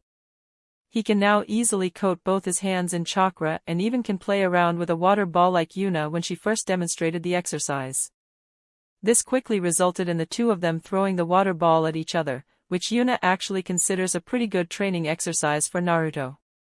After all, during an actual fight, you won't be able to just stand still and concentrate to gather your chakra, you need to be able to do so, no matter your current situation. Unfortunately, in these 2 years, Naruto found out that about 95% of the village hate him and Yuna. Kurama didn't want Naruto to know about him, so Yuna's only option was to pretend not to know the reason either. Yuna did, however, managed to convince Naruto that he shouldn't be bothered by what people think about him when he himself doesn't care about them. Yuna has also started to teach Naruto how to read and write while paying extra attention to his handwriting. The books about sealing she has read repeatedly stressed how important clean handwriting is while creating seals. Yuna would naturally start teaching Naruto about seals sooner rather than later. The Uzumaki bloodline seems to be especially talented in it, after all. It would be stupid to just ignore your bloodline's greatest advantage. Nei-san. Are you ready? Yeah, let's go Naruto. Today is actually Naruto's favorite day. It is Saturday, or as Naruto has been calling it for a while now, Ramen. The only day in the week when Yuna allows Naruto to eat as much ramen as he wants at Ichiraku Ramen.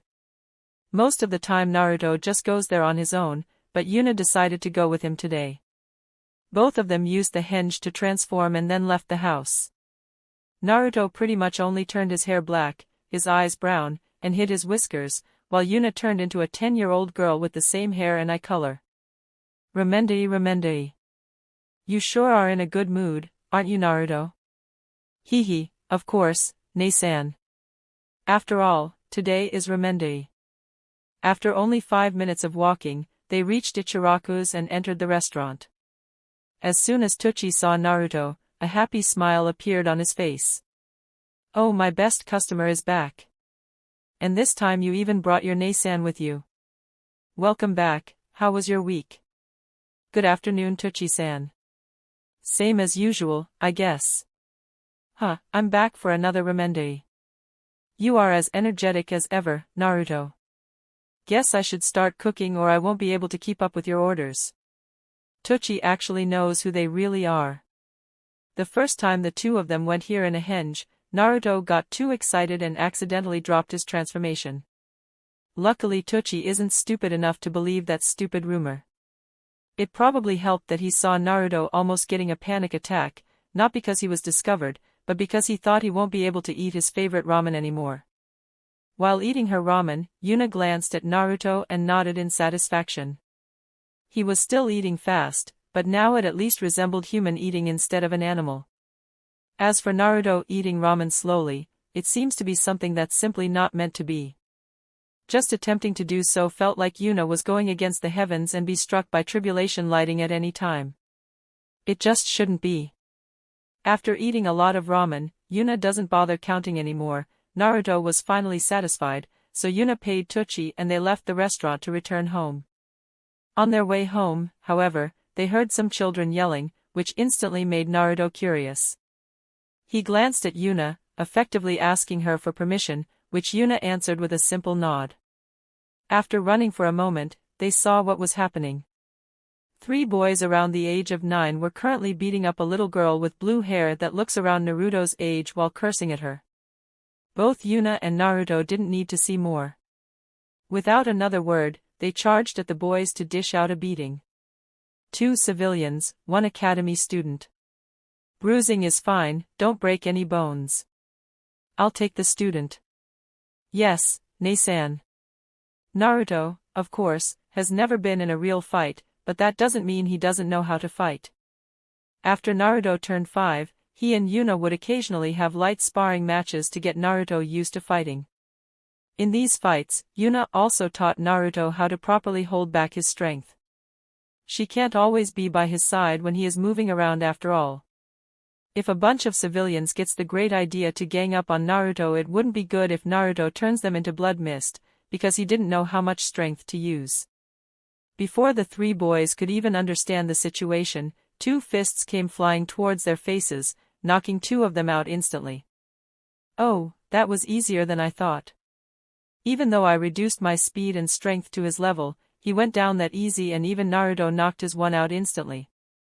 You do realize that not everyone has the same vitality as you too, right?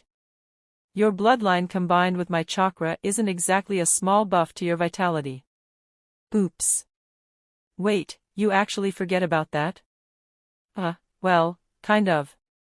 I used to have an even more ridiculous vitality in my past life, so I kind of forgot how far ahead Naruto and I are. Oh look, Naruto already knocked out the second one. Good job, Naruto. Hee, thanks Nei-san, but these two were really weak. That's true, I guess. Hey, little girl, you alright? Yuna quickly crouched down in front of the young girl and gave her a kind smile. When the girl lifted her head and looked at Yuna, Yuna immediately understands what was going. The boys were constantly spouting some nonsense about her disgusting eyes. Is that why they were bullying her? Since she immediately looked away as soon as our eyes met, she probably has a complex about them. Oh well, that's easy to solve. Wow, look Naruto, this girl has really cool eyes. CC cool?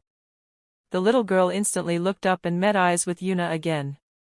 The little girl, Hinata Hyuga, is someone that has been walking on eggshells for a long time. Everything she says and does will be judged, and if she does something unbefitting of the Hyuga clan she will be punished for it. That is why she has become very good at reading other people's expressions. After hearing Yuna call her eyes cool, she expected to see mockery on her face. To her surprise, there was only genuine curiosity to be seen. Cool eyes? Let me see. Whoa, amazing. They are completely white. That's so cool. As expected of my little brother. When he says it, it sounds much more genuine than when I do it. Isn't that because it is more genuine? Guess so. It's not like this is the first time I see eyes like that, so I can't really say I'm interested in them. Hinata, however, was quite elated right now. In probably the worst moment of her life, she manages to find two strangers that neither discriminate her for her eyes nor look at her with ridicule for her weakness. She gathers all her remaining willpower to at least talk a little bit to these kind people. Ano, TTT, thank you, FF for saving me. And she failed miserably. She hated her stutter even more than she usually did. To her surprise, however, a warm hand started patting her head. No need to be so nervous, little girl. Take a deep breath and say what you want to say. Hinata immediately felt more relaxed when she heard Yuna's kind words. She took a deep breath and started talking again.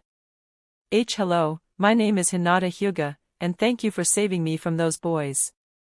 Although there was still a small stutter in there, Hinata felt satisfied with that greeting. Oh, nice to meet you, I'm Yuna Uzumaki and this is my little brother.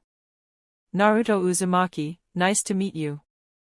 Well then, little girl, what is someone from the Hyuga clan doing out here all on her own? I'm actually quite concerned about this. Hinata's eyes looked very desperate when we arrived here. She seems to have regained some hope after meeting us, but this is not how the eyes of a 5-year-old should look like. What I am even more concerned about is that there seemed to be something very malicious on her forehead. Usually, Hinata wouldn't answer this question.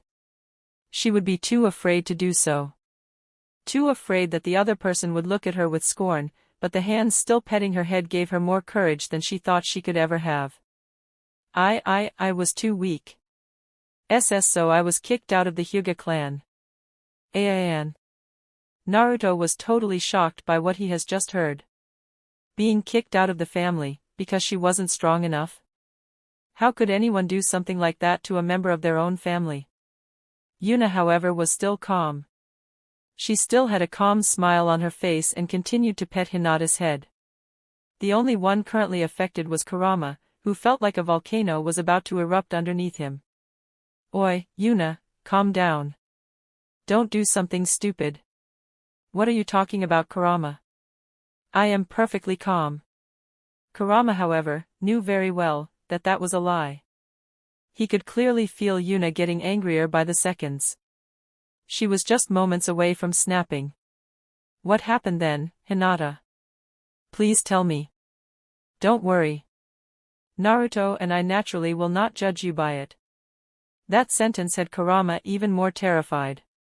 He had no idea how someone could be this angry and at the same time be calm enough to soothe a frightened child. They put a seal on me so I couldn't go against them. That was Yuna's breaking point. For the first time since she was reborn, her killing intent leaked out.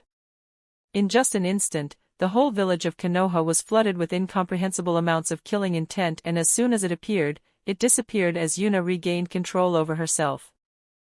That single moment, however, had quite a serious effect on a lot of people. The normal civilians and inexperienced genin didn't even notice it. The killing intent simply vanished too fast to have any effect on them. Those that could be considered the core of Konoha's strength fared much worse. The moment they were hit by the killing intent, they completely froze up.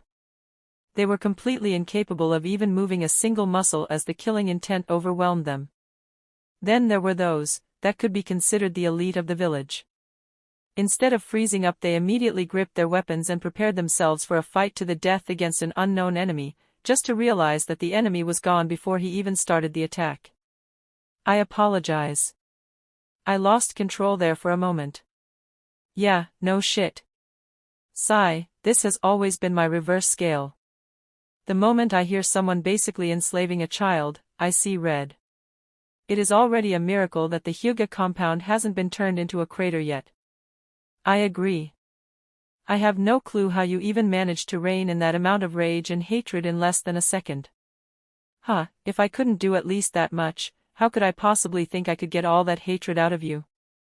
Fair point. Yuna still had a calm smile on her face, like she hasn't just caused the upper ranks of Konoha to go into full panic mode, and continued to talk to Hinata. That sounds really horrible. Do you want to live with the two of us for a while? You won't need to worry about anything like that, and you can just relax after all the bad things you experienced. Your mind must be really stressed after all the things you went through after all. Hinata almost started crying after hearing that offer. This was the first time anyone has been kind to her since her mother died. Her first instinct was to reject the offer because as the princess of the Hyuga clan she couldn't just sleep at the house of a random person. However, she was quickly hit by a realization. The Hyuga clan has completely abandoned her. That realization felt incredibly depressing, while at the same time it felt incredibly liberating. She was no longer the Hyuga princess. She no longer needed to dedicate every single moment of her life to being the perfect princess. She could just be herself. She almost started crying even harder after that realization, but seeing the two people smiling at her with encouraging smiles, she quickly composed herself and gave her answer.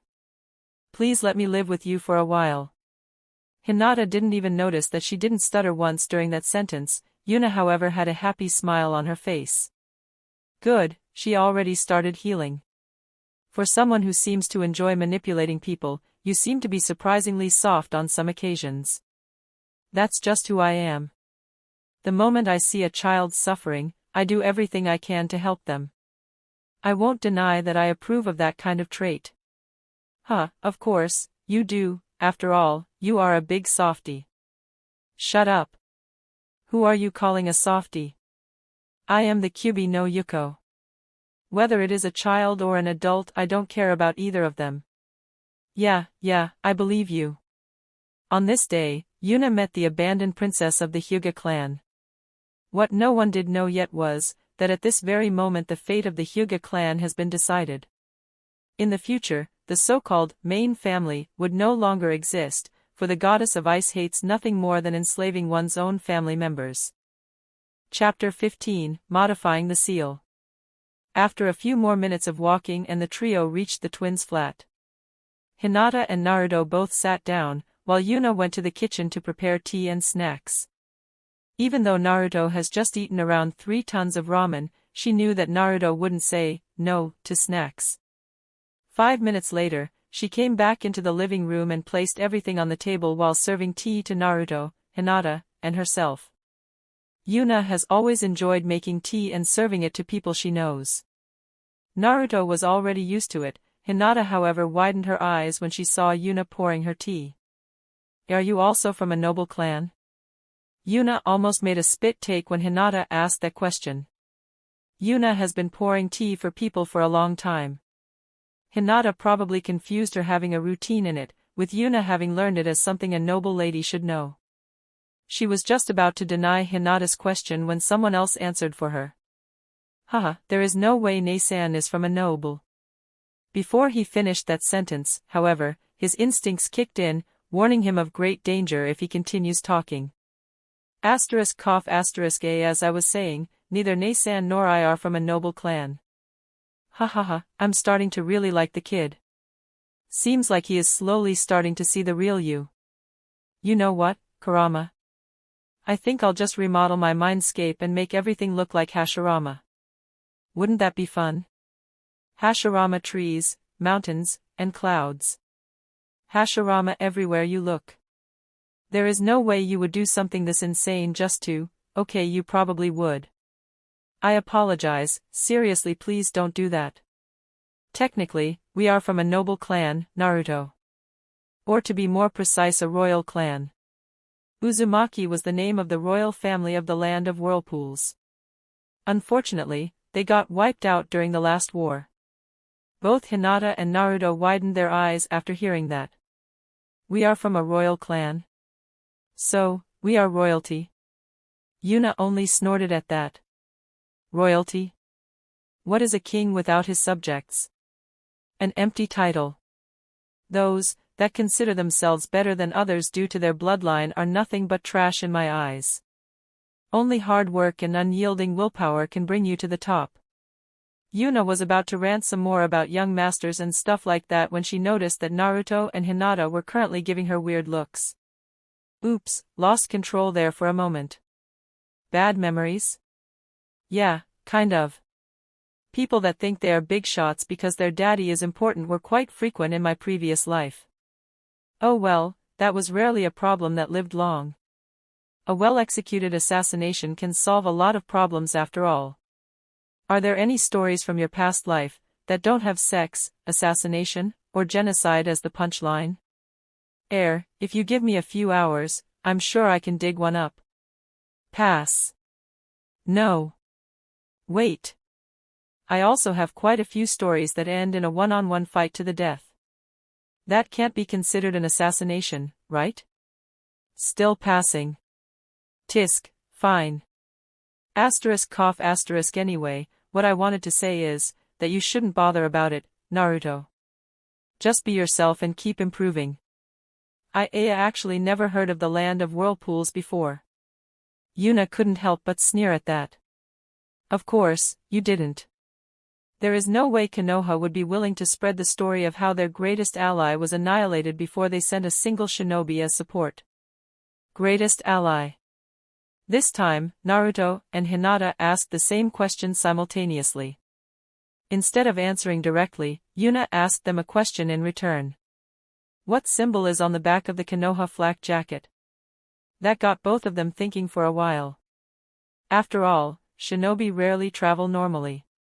They usually just jump over the roofs of houses, so it is rather rare for the two of them to see the Konoha flak jacket. Hinata was the first one to understand. A spiral. No. A whirlpool. Good job, Hinata. That is correct. Hinata's face immediately morphed into a happy smile. She was clearly pleased with being praised.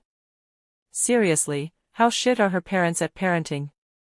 A little compliment and her face lights up like a parched man's that has just found an oasis. Konoha and the Uzumaki have been allies for a long time. The Uzumaki were known for their unquestionable superiority in Fuinjutsu and provided Konoha with a lot of powerful seals to support them during war times. That is also why they were wiped out by the coalition of 3 hostile countries. They feared the Uzumaki, because of their seals.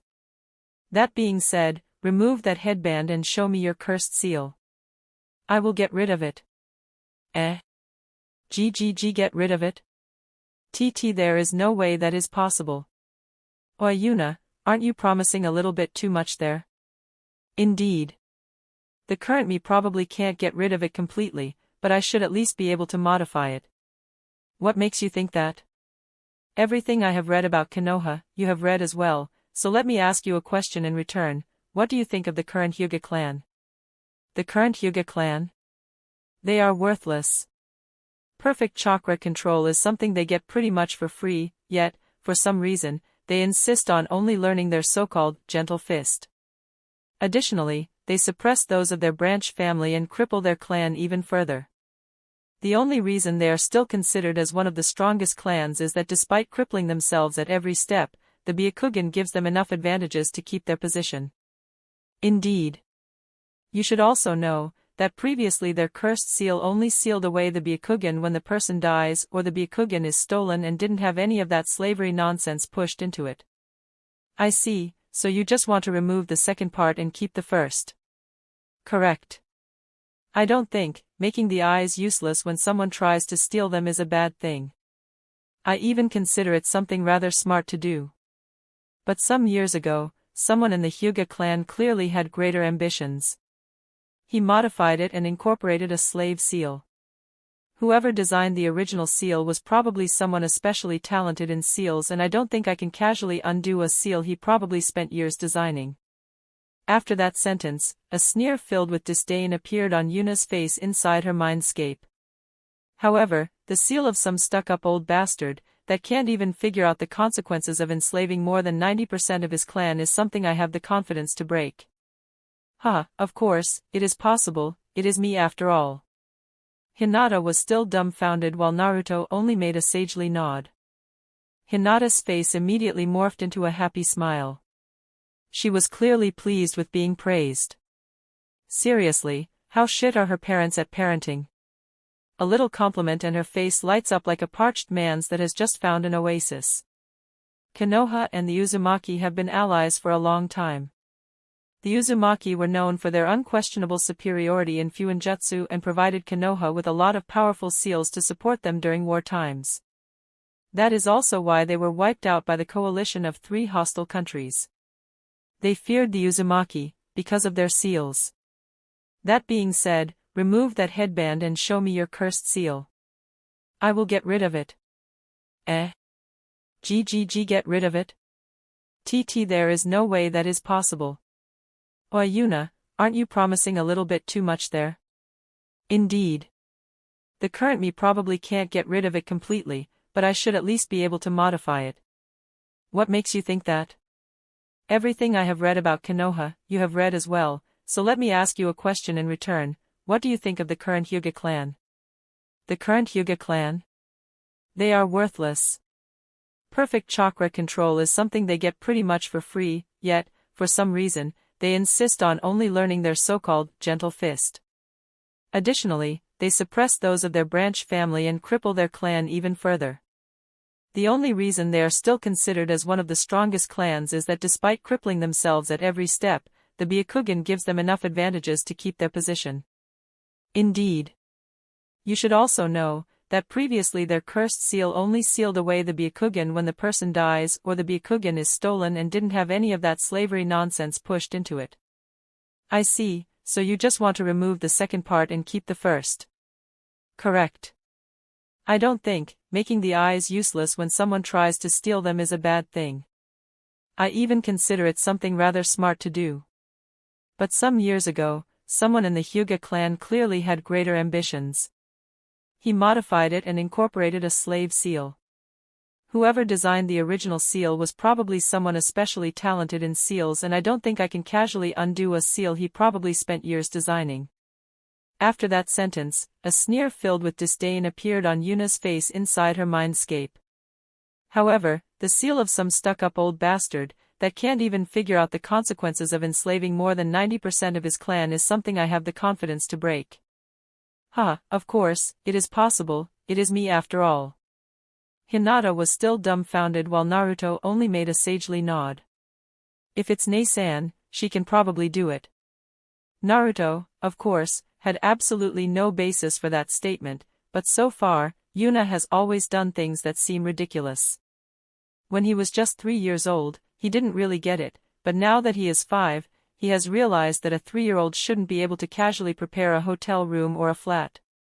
Additionally, he realized that all those training methods were probably thought up by her as well. Add to that Yuna seems to be able to cook delicious meals despite Naruto having never seen her cooking at the orphanage. Naruto developed a mentality that pretty much explained every ridiculous thing Yuna does as, well, it is Nei-san, so I guess it's fine. Hinata, on the other hand, was still unsure what to do. The 2 people in front of her were really nice, but she really didn't want to show that seal to anybody. She took a glance at Yuna's kind smile and Naruto's goofy one, and then made a decision. She hopes she will not regret it. She slowly lifted her arms and removed the headband that was currently covering her cursed seal. Please don't look at me with scorn for this. Hinata sighed in relief when she saw the twins' reactions to the seal. Naruto got angry, not at her, but at whoever put the seal on her. Yuna, on the other hand, showed disdain and disgust, yet again not directed at Hinata, but the seal itself. As expected, whoever modified this seal barely knew what they were doing. It is like someone took a perfectly fine painting and then someone else took it and started adding things with crayons. Yuna immediately stood up and walked towards Hinata. Before Hinata could ask a single question, one of Yuna's fingers lit up and poked her against the forehead. The moment Yuna's finger touched Hinata's forehead, the seal on her head started to unravel itself and started to cover her whole head. This unraveling is something every seal master should be able to do. It reveals the basic components that are included in a seal. When creating a seal, those that consider themselves masters would put all kinds of hidden traps and false seals into the basic formula to make it much harder for others to understand the unraveled seal. What was in front of Yuna right now was something completely different. It was like someone tried to forcefully combine two languages. One of them, incredibly complex. Trap, after trap, after trap, combining itself into a complex labyrinth. While the other one was a children's book that tried to use as few words with more than 5 letters as possible. Yuna didn't even bother to look at the abomination in front of her any longer. All her fingers lit up and she started to simply erase the unnecessary parts. There was no need for further modification. Is this why the Hyuga clan doesn't practice anything else but the gentle fist? Are they afraid that someone might accidentally open a book about sealing and then remove these crappy modifications? Another 2 minutes passed while Hinata was still dazed by Yuna's swift movements. Yuna removed the glow from 9 of her fingers and tapped Hinata's forehead again with the remaining one that was still glowing. All the remaining seals on her head immediately got pulled towards her forehead, but instead of returning to their previous form, the seals transformed into a single blue dot on Hinata's head. Well, I'm done. The seal can no longer be used to cause you pain or kill you, but if someone attempts to steal your eyes, the seal will still seal away your eyes. Don't want the Hyuga clan hunting me down, after all. You don't? Well, not yet. Unfortunately, I am still too weak. Naruto only nodded at that, with a face that clearly said, it is Nasan after all, so it is no surprise it worked out fine, while Hinata looked at Yuna like she has just grown a second head. Even after Yuna held a mirror in front of her, to show her how the modified seal looks like, Hinata still couldn't believe it. It took Naruto and Yuna another 30 minutes to make her believe that she was indeed set free from her clan. And so, Hinata cried. She cried a lot. And while she was crying, she embraced both Naruto and Yuna in an attempt to be as close as possible to the two people that changed her miserable life into something she might actually enjoy. Chapter 16, Training Hinata. It took Hinata about half an hour to finally calm down her emotions. When she did, however, a crimson-colored blush appeared on her face. Oh no, I cried this long while hugging them. I bet they will be annoyed by me now. Naruto and Yuna, however, had a different plan.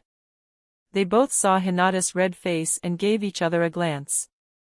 Just seconds later they both had smiles filled with mischief on their faces. Both of the twins immediately started patting Hinata's head. Is little Hinata all better now? Said Yuna. Don't worry little Hinata, everything's alright, said Naruto. Hinata started to blush even more furiously after the twins talked to her like a baby. Just when steam was about to come out of her ears, Yuna laughed out loud and diffused the situation. Ha ha ha, don't worry Hinata, we are just teasing you a little. Now that we solved the problem with the seal, let's get to the important bits. What do you want to do now? Although Hinata pouted a little at being teased, she quickly regained her bearing after hearing Yuna's question. Right, where am I even supposed to go now? I have no one left that can take care of me. I am all alone. Will I have to live on the streets from now on? Hinata's thoughts were quickly spinning out of control and she was just about to cry again when Yuna flicked her finger against Hinata's forehead. Ow. Why did you do that? Because bad children need to get punished. Be bad? Why are you calling me bad? Because you think that I would kick you out of our house after I went through the trouble of picking you up and even removing that seal. Isn't your trust in us too low? Eh? Why you would allow me to live here? What about your parents? There is no way they would just allow me to live here. No need to worry about that. Naruto and I are orphans. In case you are wondering why we are living alone then, too bad, that's a secret for now. You won't be living here for free though.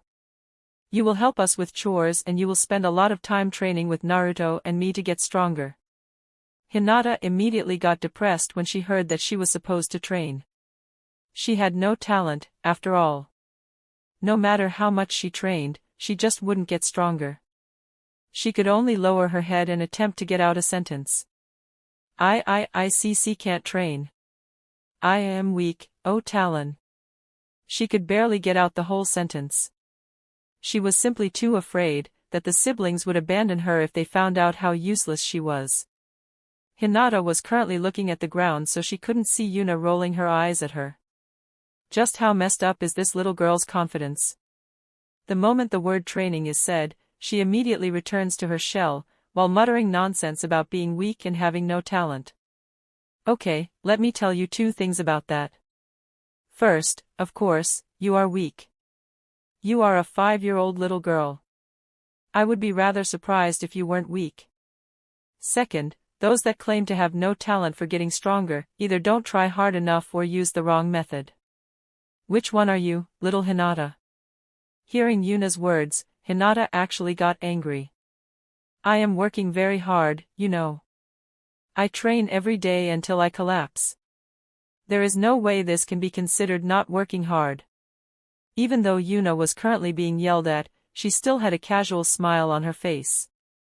After all, she provoked Hinata on purpose and even called her little Hinata again to make it seem like Yuna was looking down on her. The easiest way to see someone's true self is by seeing them angry. Hinata getting angry at being called someone that doesn't try hard enough shows that she is proud of her hard work and just hates it, because it doesn't give her any results. Yuna had no interest in slackers. If Hinata is willing to train as hard as she claims she does, Yuna will have no difficulties in improving her strength. She had the confidence that she could pick up a random beggar on the street and improve his strength to at least the level of a strong chunin in a few years. The previous heiress of an ancient clan, that even has a bloodline limit, is naturally on a completely different level. Well, Hinata is still a young child, so reaching the level of a chunin will still take some time, but after Yuna finishes building Hinata's foundation she will pretty much have no walls or limits in her growth. Hinata was just about to continue her rant when Yuna interrupted her. Well, it must be the second reason then. Hinata immediately froze up after hearing Yuna's casual reply. Did I react too extremely? She said there were two reasons. Why did I immediately assume she was mocking me? What if she starts Hattie, flick? Ow. Why did you do that? Because bad children need to get punished. Although I am not entirely sure what you were thinking, it looked like you were expecting me to beat you up and kick you out of the house. As I have already said, isn't your trust in us too low? Hinata couldn't help but be disappointed in herself. Indeed, these two have shown me nothing but goodwill, yet I assume they will discard me at a moment's notice. Won't they get annoyed at me for always flick? Ow. This time, Hinata didn't say anything, as she already knew the answer to her question. After hearing Hinata asking no questions about the finger flick, Yuna decided to continue the conversation. Anyways, now that we have established that you were using the wrong method, tell me what you are doing and I will tell you how to improve. Although Hinata had some suspicions that a 10-year-old, Yuna and Naruto still were transformed, wanted to improve the methods of Hinata's father, she decided to roll with it. Usually, I am sparring with my father. Yuna nodded her head at that. Sparring is indeed a very important aspect of training. No matter how much you improve your control and body, if you don't know how to use it properly, it will be useless. Alright, and then? And then? Well, more sparring. Sometimes with my older cousin and sometimes with other members of the family. Yeah, I got the sparring part, but what else do you do? What else do I do?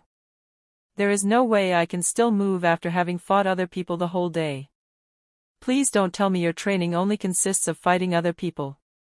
Well, when I was younger, I was told to go through the movements of the Hyuga clan's gentle fist so I get accustomed to it. After I learned it, I started sparring against other people for the whole day. My father said, the best way to get stronger is through fighting stronger opponents.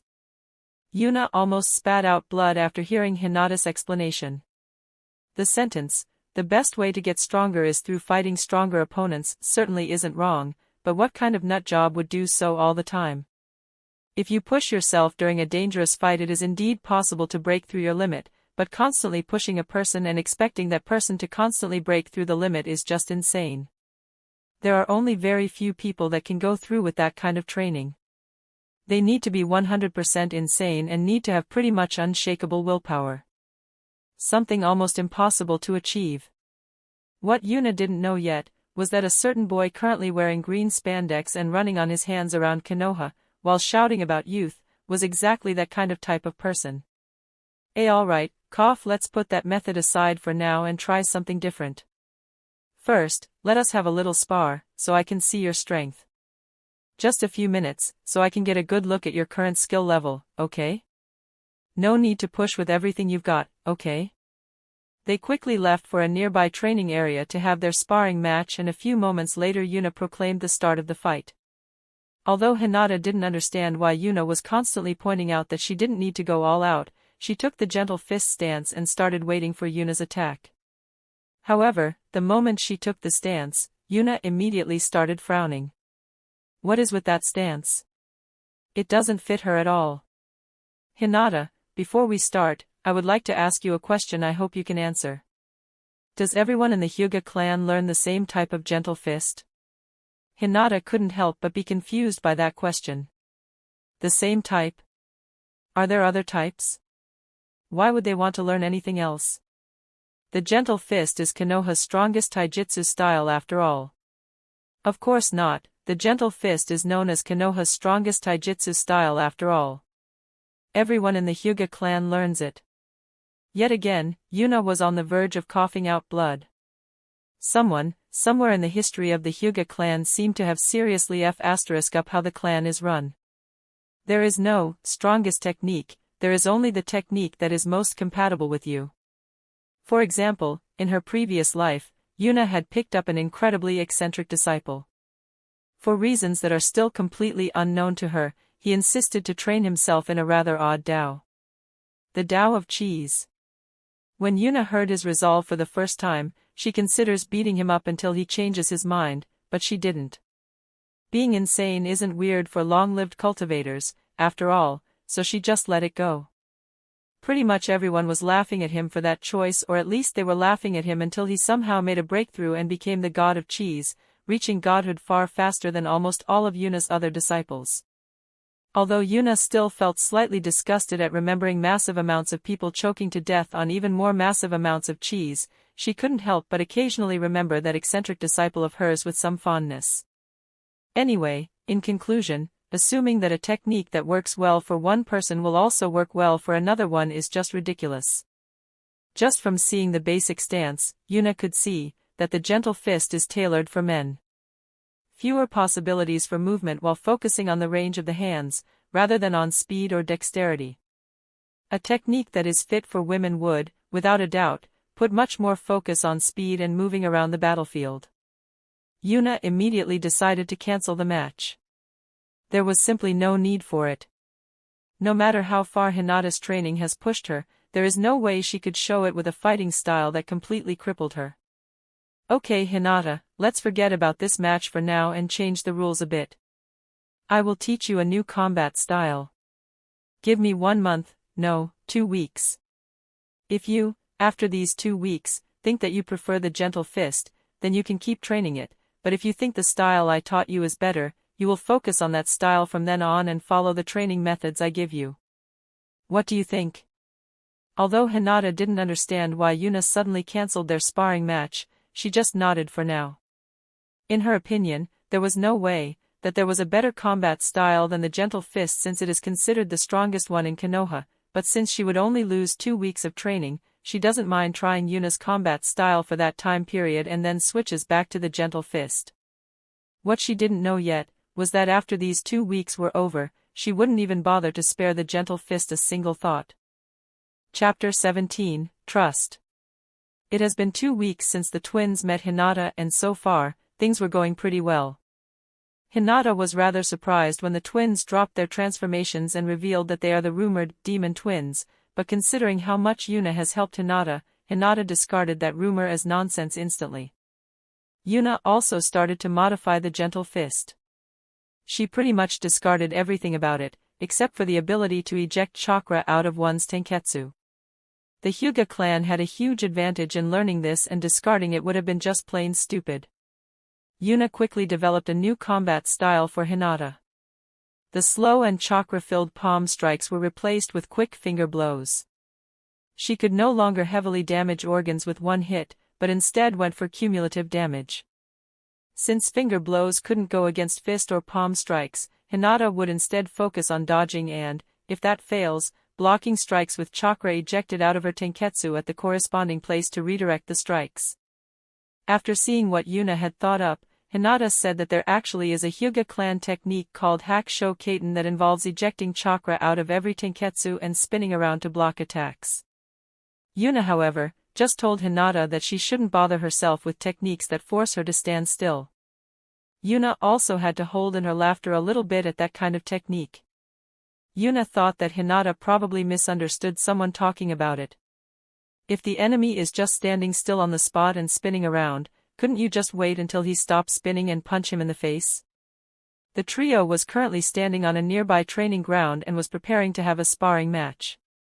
Yuna against Hinata and Naruto. Well, it wasn't much of a match considering how much experience Yuna has in combat compared to her sparring partners, but she was still rather proud of the 2 people lying on the ground in front of her while trying to catch their breath. Hinata was improving very quickly with her new combat style. She already got the movements down to an adequate level. Her biggest problem is ejecting chakra out of her tenketsu at the right time, which Yuna is solving by having Hinata practice her chakra control with Yuna's water bowl method. Naruto, on the other hand, doesn't have a fixed combat style. Yuna realized rather early that it just doesn't work for him. Instead of using one, he heavily relies on his sharp instincts and intuition, making him incredibly unpredictable during combat. Yuna's combat style is naturally entirely different. Strictly speaking, she doesn't have a fixed combat style either. If she were to fight seriously, every one of her moves would be calculated and executed just like she wants them to be executed. If she were to go all out with that, all of her movements would look like they were done by a machine. Absolute precision and not a single muscle movement wasted. That, however, was a state of mind Yuna doesn't enjoy at all. She wants to enjoy the fight. She wants to feel the thrill of battle. She wants to feel her fist smash into her opponent's fists, no matter how often her brain tells her to just dodge and counter the attacks. That is why she usually acts similar to Naruto during fights. She just turns her mind off and enjoys herself. Despite losing in a 2-on-1 match, both Naruto and Hinata weren't unhappy at all.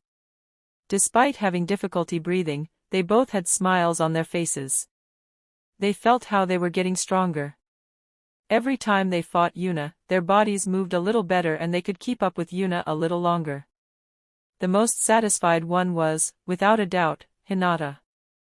This is exactly what she has yearned for. She is still training hard, no doubt about it, but now she was actually getting results out of it. At this point, she had pretty much already forgotten how to use the gentle fist. She never noticed how uncomfortable it felt to use it until she used something that actually suited her. As for the fact that Yuna easily defeated them, they just shrugged it off as, well, it's Yuna/Nasan after all, so it's normal. Good job, you two are getting stronger by the day. Hinata, you have gotten used to the combat style I made for you rather well. Naruto, your movements are getting smoother and smoother. You are clearly getting better at predicting your enemy's next move and acting accordingly. Keep up the training and you two will surely become a powerful shinobi in the future. Yes, Ne-san, said an excited Naruto. I'll become much stronger, said an unusually confident Hinata. Now it is time to ask the most important question. I hope the two of you are ready. Naruto and Hinata both got confused at that. The most important question? What is Ne-san/Yuna talking about? Despite not knowing what exactly was going on, both of them had a serious face while listening to Yuna's next words. If Ne-san/Yuna thinks it is important, it must naturally be very important. Hinata, are you willing to keep practicing my combat style, or do you want to back to the gentle fist? Hearing Yuna's most important question, Hinata almost choked on her own spit. Go back to the gentle style? What a joke, of course, she wouldn't. She was just about to answer when she saw Yuna's teasing smile. Hinata immediately understood what was going on. No way. Did Yuna realize that I was doubting whether she could create something better than the gentle fist 2 weeks ago? Did she also know that I thought wasting 2 weeks of training wouldn't be that bad in exchange for getting a new friend and that I wanted to just swap back to the gentle style without a moment of doubt? Won't she hate me for this, after all, flick star. Silence covered the whole training ground as Hinata was attempting to suppress the pain in her forehead and to comprehend the situation. Isn't your trust in us too low? Hinata naturally still remembered these words. Now she finally realized what these simple words truly meant. There is no need to have any doubt between the three of them. Although she didn't understand why, the twins are scorned by the whole village, while she is scorned by her own clan and even got kicked out of it. Even if they can trust no one, they should at least unconditionally trust in each other as fellow outcasts. Hinata just now realized how unique their situation truly is. Despite the seemingly bad situation Naruto is in, he is never sad. He is always upbeat and cheerful. As long as Yuna stays by his side, he doesn't care even if the world is against him, which currently is more or less the case since everyone in the village hates him. I myself was scorned for my weakness, got branded with a slave seal, and even got kicked out of my clan, yet here I am enjoying myself getting stronger while spending time with people that care about me and trust me. Then, of course, there is Yuna. She is, without a doubt, the person holding everything together. Calm and collected at some times, yet brazen at others. She's always doing what should be considered impossible. Yuna helped me get out of my shell, and considering Naruto's unbendable trust in Yuna, she had probably done something similar for Naruto as well. Right, trust. That has always been the answer. As long as I trust these two, they will return that trust. Hinata immediately straightened her back and looked Yuna in the eyes. Sorry about doubting you, I want to keep learning your combat style. Please help me get even stronger from now on. Yet another silence descended on the training field. Hinata and Yuna were simply keeping eye contact, something that would probably have been impossible for Hinata due to 2 weeks ago. And then, the silence was broken by laughter. Wild, unrestrained laughter. Ha ha ha, no need to get so serious, Hinata, I will naturally keep teaching you. Hinata was naturally taken aback by Yuna's casual and unbothered answer. Did I interpret too much into it? Was she just asking that question to make fun of how easy it was for me to adapt to another fighting style? What Hinata didn't notice was the glimmer of acknowledgement in Yuna's eyes. Hinata was the first human in this world that figured out a piece of the puzzle that is Yuna. Trust will always be repaid with trust. That was how she was. Yuna has been betrayed multiple times by people she trusted, yet she has never let go of this principle. Others may betray her, but she will always trust those she deemed trustworthy unconditionally.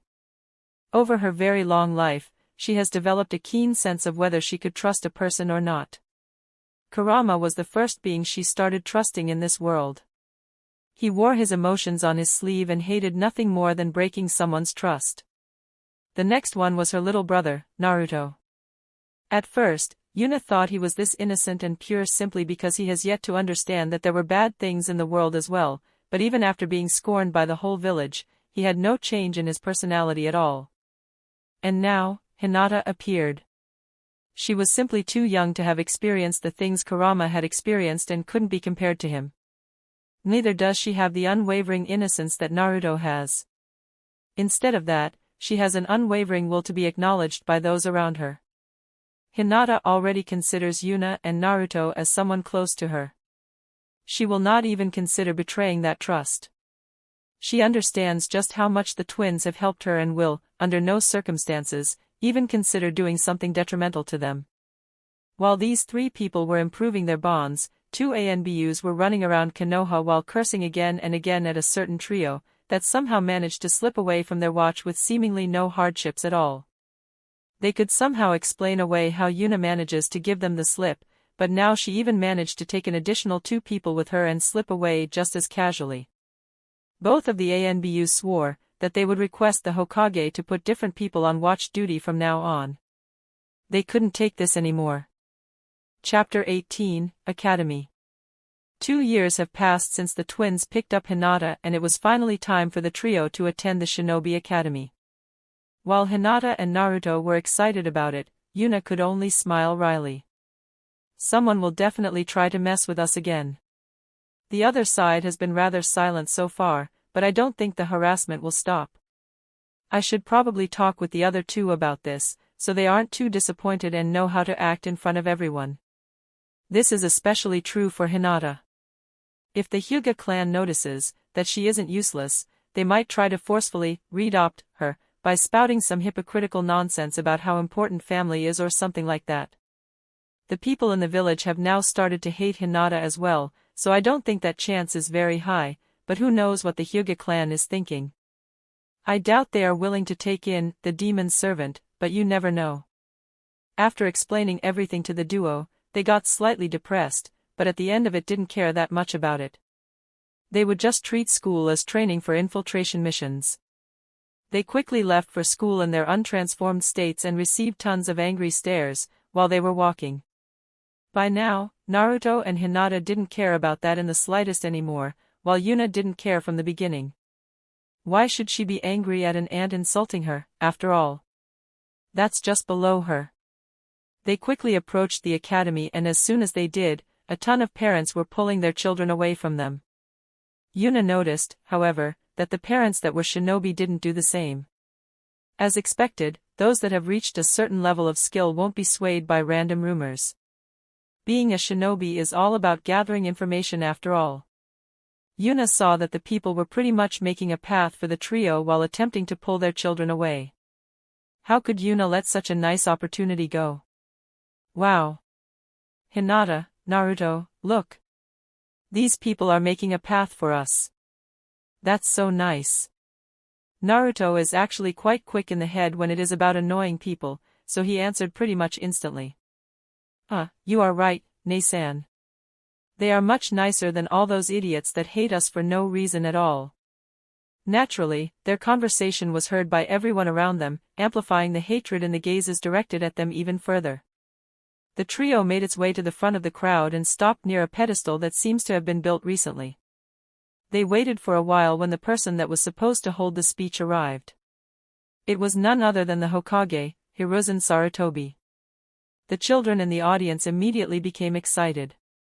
Even Naruto and Hinata couldn't help being slightly excited upon seeing the Hokage. He was famous for being the god of shinobi, after all, which Yuna found slightly amusing. To think, in this new life of mine, I would meet a super genius that manages to reach godhood before the age of 100. Truly a vast world. While pretending to be excited, Yuna listened to the man's speech and can only admit that he knows how to brainwash children. The funny thing about this is that the man himself doesn't even notice what he is doing. He genuinely believes every word he says. The village is like a family, huh? Is that why they kicked 2 3-year-old children out of the orphanage? What a joke. After the Hokage finished his speech after way too much time, the new students were guided into their classes. Luckily for the trio, they were all in the same class. After everyone introduced themselves, except for our trio that was overlooked, the teacher took out tests to gauge the knowledge level of the new students. They are blatantly going to scorn us, huh?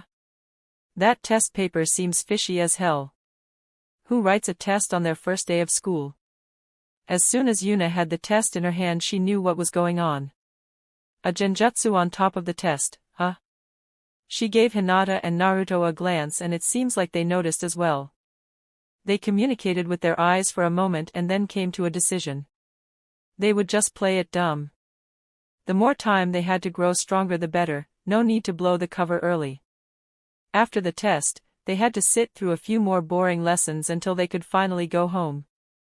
Wow, that was really stupid. What did the first guy think by using such a weak genjutsu? Even I could see through it, and I really suck at that. He probably didn't think that we are practicing daily and didn't put much effort into it, Naruto. Sorry to burst your bubble, Hinata, but that guy's strength was around mid-genin, and he just simply sucked. That's all there is to it. Since this is only our first year, they probably won't bother having any seasoned shinobi as teachers. As for the first part of your statement, I am pretty sure they don't think we are practicing at all. Every time we go out to practice, we use the hinge. Additionally, there is no way the Hokage would let anybody know that his men can't follow us. Only mid-genin? He looked like he was in his 20s, yet he only reached mid-genin. Oh my, our little Hinata is getting arrogant, huh? Not everyone's growth speed is as crazy as ours. He probably noticed early on that he won't get far as a ninja and instead decided to become a teacher permanently and bully kids with his shitty genjutsu skills instead. Hinata blushed a little after Yuna's comment but managed to recover rather quickly. She has already gotten used to being teased by Yuna. I'm not getting arrogant. I just thought it is weird that we are already stronger than one of our supposed teachers. Usually, I would admonish you for saying that with something like, experience can overcome strength, or some nonsense like that, but that guy probably hasn't fought anyone for over 5 years. Even if he had some combat experience at some point, it is all gone by now. So, what you want to say is, that we are going to have fun with him, right, Nei-san? Correct, Naruto. He wants to make us look stupid, so we naturally have to return the favor. He won't even know what hit him. Meanwhile, back at the academy, a certain teacher felt a shiver go through his spine. Weird, am I getting sick? Chapter 19, Preparing the Pranks. It was currently nighttime in Konoha. 2 cloaked people could be seen stealthily rushing through the shadows of the night. These 2 people were Naruto and Yuna. They were currently sneaking towards the academy, to make some preparations for tomorrow. Hinata decided to sit this one out, as she isn't that interested in playing pranks. After approaching the academy, Yuna signed Naruto to stop and showed him a few hand signs they determined previously. 1 Chunin and 3 Genin are guarding the academy. Yuna already expected there to be only a few guards at the academy during the night, but now she has confirmed her assumptions. The twins could just stealthily move in and knock the guards out, but that would leave some suspicions, so the twins decided to go in quietly, without anybody noticing. Yuna decided to give Naruto the lead in this mission. He might not be as proficient as Yuna is in detecting other people, but Naruto still developed very good senses after training them properly. Naruto decided to go in through the roof of the building, so the 2 of them were currently climbing up the building while using chakra to stick to the walls. The 4 guards were just lazily circling the building, so Naruto decided to not bother with any elaborate strategies. After just a few seconds of climbing, they reached the roof and Naruto immediately started to pick open the door. Picking open doors is actually something Yuna never taught him how to do, so he acquired the knowledge of it on his own. Yuna is pretty sure that Naruto dished out some payback for all the curses people throw at them when they leave the house. She naturally doesn't mind. As long as he isn't caught, she doesn't mind at all and actually approves of it. The best way to increase one's skill in something is to use it outside of training after all. It's open, blue. Let's go, yellow. Naruto actually insisted on using code names, which Yuna found quite cute, so she agreed. They quickly made their way through the building and arrived at the teacher's office. Another short moment of lockpicking later and the door was opened and their preparations could start. They started with the classics: pins on his chair, some diarrhea medicine into his coffee mug, a porn magazine into an open drawer that can easily be seen by anyone walking past their teacher's desk. Next, the duo started to browse through his desk to find the tests they had written today. After finding them, they quickly did some additional corrections on their classmates' tests. They pretty much marked everything they could get away with as wrong, and as a result, not a single person in the class even had a remotely good result. He will have to answer a lot of questions when the parents of big ninja clans come knocking at the school's door to demand an explanation. After finishing this part, the duo left the teacher's office and went to their classroom. Now it was Yuna's time to put in some work. A slightly crazy smile appeared on her face, as all of her 10 fingertips lit up with blue chakra. She immediately started to carve seal after seal into the floor, walls, and ceiling to create an incredibly complex 3-dimensional structure within the room. Apparently, students don't change their classrooms at all during their years in the academy. This is something Yuna will naturally use to her advantage. After finishing the last seal, every seal in the room emitted a blue glow before simply vanishing, leaving the room exactly like it was before Yuna started carving. She will have a lot of fun with this room in the upcoming years. Yuna and Naruto were done inside the academy, so they quickly made their way back home. They easily returned to the roof and left just like they came in.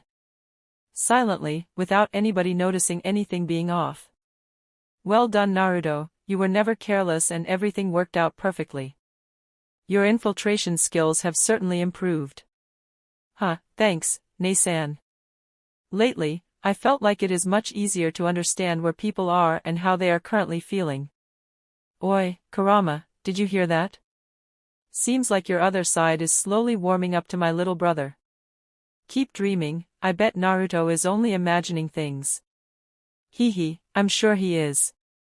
That's good, Naruto, just keep training and you will surely improve your abilities even further. Yes, Nei-san. I will surely catch up to you one day. I can't wait. Yuna was going to continue their chat when she felt something was really off all of the sudden. Oi, Kurama. Yeah, I noticed. Anger. Grief. Hatred. Despair. All these emotions are running rampant at the same place. Alright, let's take a look. What? Why? My instincts are telling me that this has something to do with the mysterious puppet master in the background. There clearly is a massacre happening inside Konoha, yet there seems to be no ANBU moving around at all. Something is going on and it is finally time to get myself some information. Ugh, I would rather not go, but I can understand your reasoning. Don't worry, Kurama, I know what I'm doing, trust me. I do. Naruto also noticed that something was off. He couldn't pinpoint it as well as Yuna did, but for some reason, he suddenly felt a little sick. After seeing Yuna actually having a serious expression for once, he immediately understood that something dangerous was going on. Nei-san, what Naruto, please don't ask questions now. Go straight back home. Do not leave the house for the rest of the night. And absolutely don't follow me. I will return later, without a single hair lost, and explain the whole situation to you. Do you understand? Although Naruto certainly understood what Yuna said, he really wanted to go with her. However, seeing her purple eyes that seemed to contain a blazing inferno, he however quickly discarded that idea. Nei-san would occasionally get serious, but that is usually for something silly I did, that she doesn't want me to do. At those times she might seem angry, but I can still easily tell that she is just playing around. Now the situation is actually serious for the first time and Nei-san is truly serious for once. Nei-san has always done everything without the slightest mistake, doubting her at this point is just stupid. She clearly isn't playing around right now. Yes, Nei-san. Good luck. Yuna's serious demeanor instantly disappeared and she gave Naruto a proud smile. Well said. See you soon. Upon seeing Yuna's smile that was still losing confidence despite the apparently serious situation, Naruto instantly relaxed a little. Well, it is Nei-san after all. Everything will work out easily. Chapter 20, Doing some manipulating. Yuna was currently approaching the site of the incident, but she soon felt that something was off. There are a lot of negative emotions in the air, but I could only feel killing intent at the start. Is it already over? After traveling a few more seconds, Yuna has reached her destination. The Uchiha compound? I wonder what happened in there. I hope those nutjobs finally went crazy and wiped each other out. Oh yeah, I remember your feelings for the Uchiha clan aren't exactly positive. Correct, the only thing I hate more than the Uchiha clan is that Hashirama bastard. Since all the guards were dead, Yuna quickly jumped over the compound wall to see what's happening inside. After approaching the middle of the compound, she saw a man standing on a pole, staring down at a little kid laying on the ground, in the middle of the street. The man had red eyes with 3 black tomos surrounding a black dot in the middle of them. The child had similar eyes, but with only a single tomo. So that's the Sharingan, huh? I truly hate those damn eyes. NSAN, why? Why did you kill everyone? Wahaha, as expected they really wiped each other out. Quickly, Yuna, there are only 2 left. Kill them and the world will finally be free of that plague. Well, I don't really like killing children, so I'll defiantly not kill the small one. As for the big one, that might be a little too difficult for the current me. I'll just give you all my chakra. Easy, right? 1 punch and he will turn into blood mist. Pretty sure I am the one that would turn into blood mist if I try to take all your chakra. No matter how good my control is, if my body is too weak to accept it, then there is nothing I can do. TCH, fine. I don't care about these 2 anyway. It was to test the limits of my abilities. Yeah, that's a lie. Considering how much grief I can feel from him, he was probably forced to do it. I can smell the puppet master's handwriting in this. You sure he didn't simply go nuts and started killing people? Pretty sure, yeah. Oops, he is leaving, I still need to ask him some questions. What about the brat? What about him? I expected you to help him. Do you want me to help him? Hell, no. Then I won't. I helped Hinata because you didn't care about what I would do in that situation, but now that you don't want me to help, I won't. I see, thanks I guess. Don't worry about it. Oh, he noticed me. Let's see if I can get some information out of him. Meanwhile, Itachi was on his way out of the village. He already knew that he probably won't get over this grief for the rest of his life, but there is nothing he can do about that. He will do everything for the peace of Konoha. Now, he just has to keep living as long as possible and then finally get killed by his little brother, Sasuke. He thought that this should at least redeem some of his sins. While Itachi was still complimenting the situation, he felt a chakra signature approaching him from behind. Why is someone following me? Danzo said there would be no ANBU nearby. Itachi's curiosity got the better of him and he started to wait for whoever was following him. He thought that it couldn't be an ANBU since they wouldn't move alone and considered that it might be someone from Root that wants to give him more information. He was rather surprised when, instead of a Root member, a young girl appeared in front of him with a speed that clearly doesn't match her age. What surprised him, even more, was that he actually knew who this girl was. Yuna Uzumaki. The bane of both the ANBU and Root. It was already accepted by the higher-ups of Konoha that not failing the mission of following her around Konoha relies 100% on whether she allows you to follow her or not. Of course, the true elite of the ANBU had better things to do and never even tried their luck, Itachi included. Yuna Uzumaki, if I am not wrong. What do you want? Geez, not even telling me your name, how rude. Oh, well, I just saw you slaughter all those people, and I.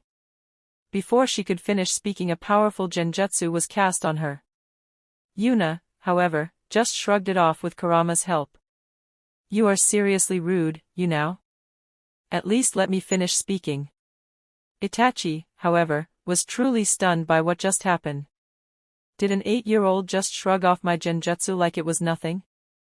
How is that even remotely possible? Anyway, as I was saying, I basically just want to know who ordered you to do it.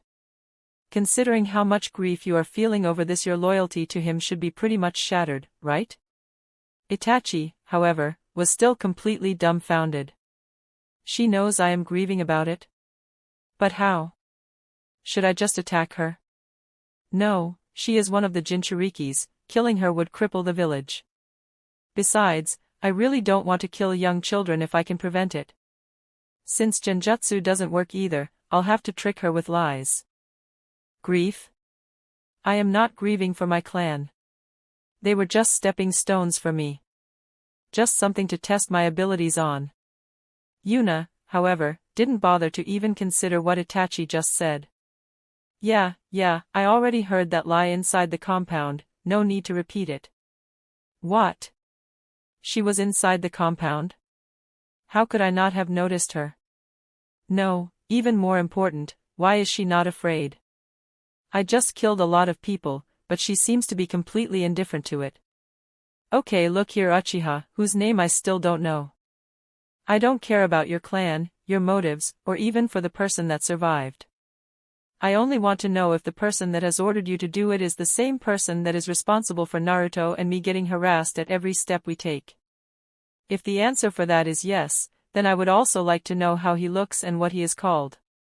That's all. Itachi's shock got even bigger after hearing that.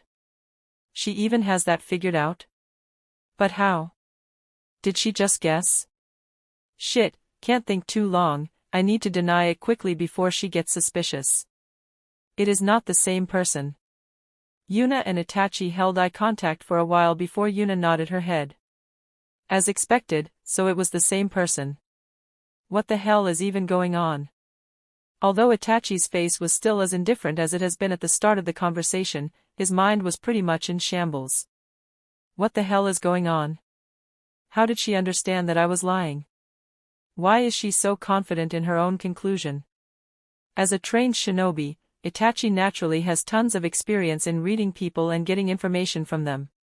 His Sharingan makes this even easier, but right now this led him into a huge trap. He didn't even consider that a little girl could hide her body language from his Sharingan. To be even more precise, he doesn't believe that anyone, but the most powerful shinobi, could hide their body language from him. Those that rely on powerful tools often don't even consider that their tools might give them false feedback. That means that he fully believed in what Yuna's body language was telling him, making him easy prey for Yuna's manipulations. Itachi had pretty much given up on understanding the situation, so he decided to ask something very important instead. What do you want to do with the information?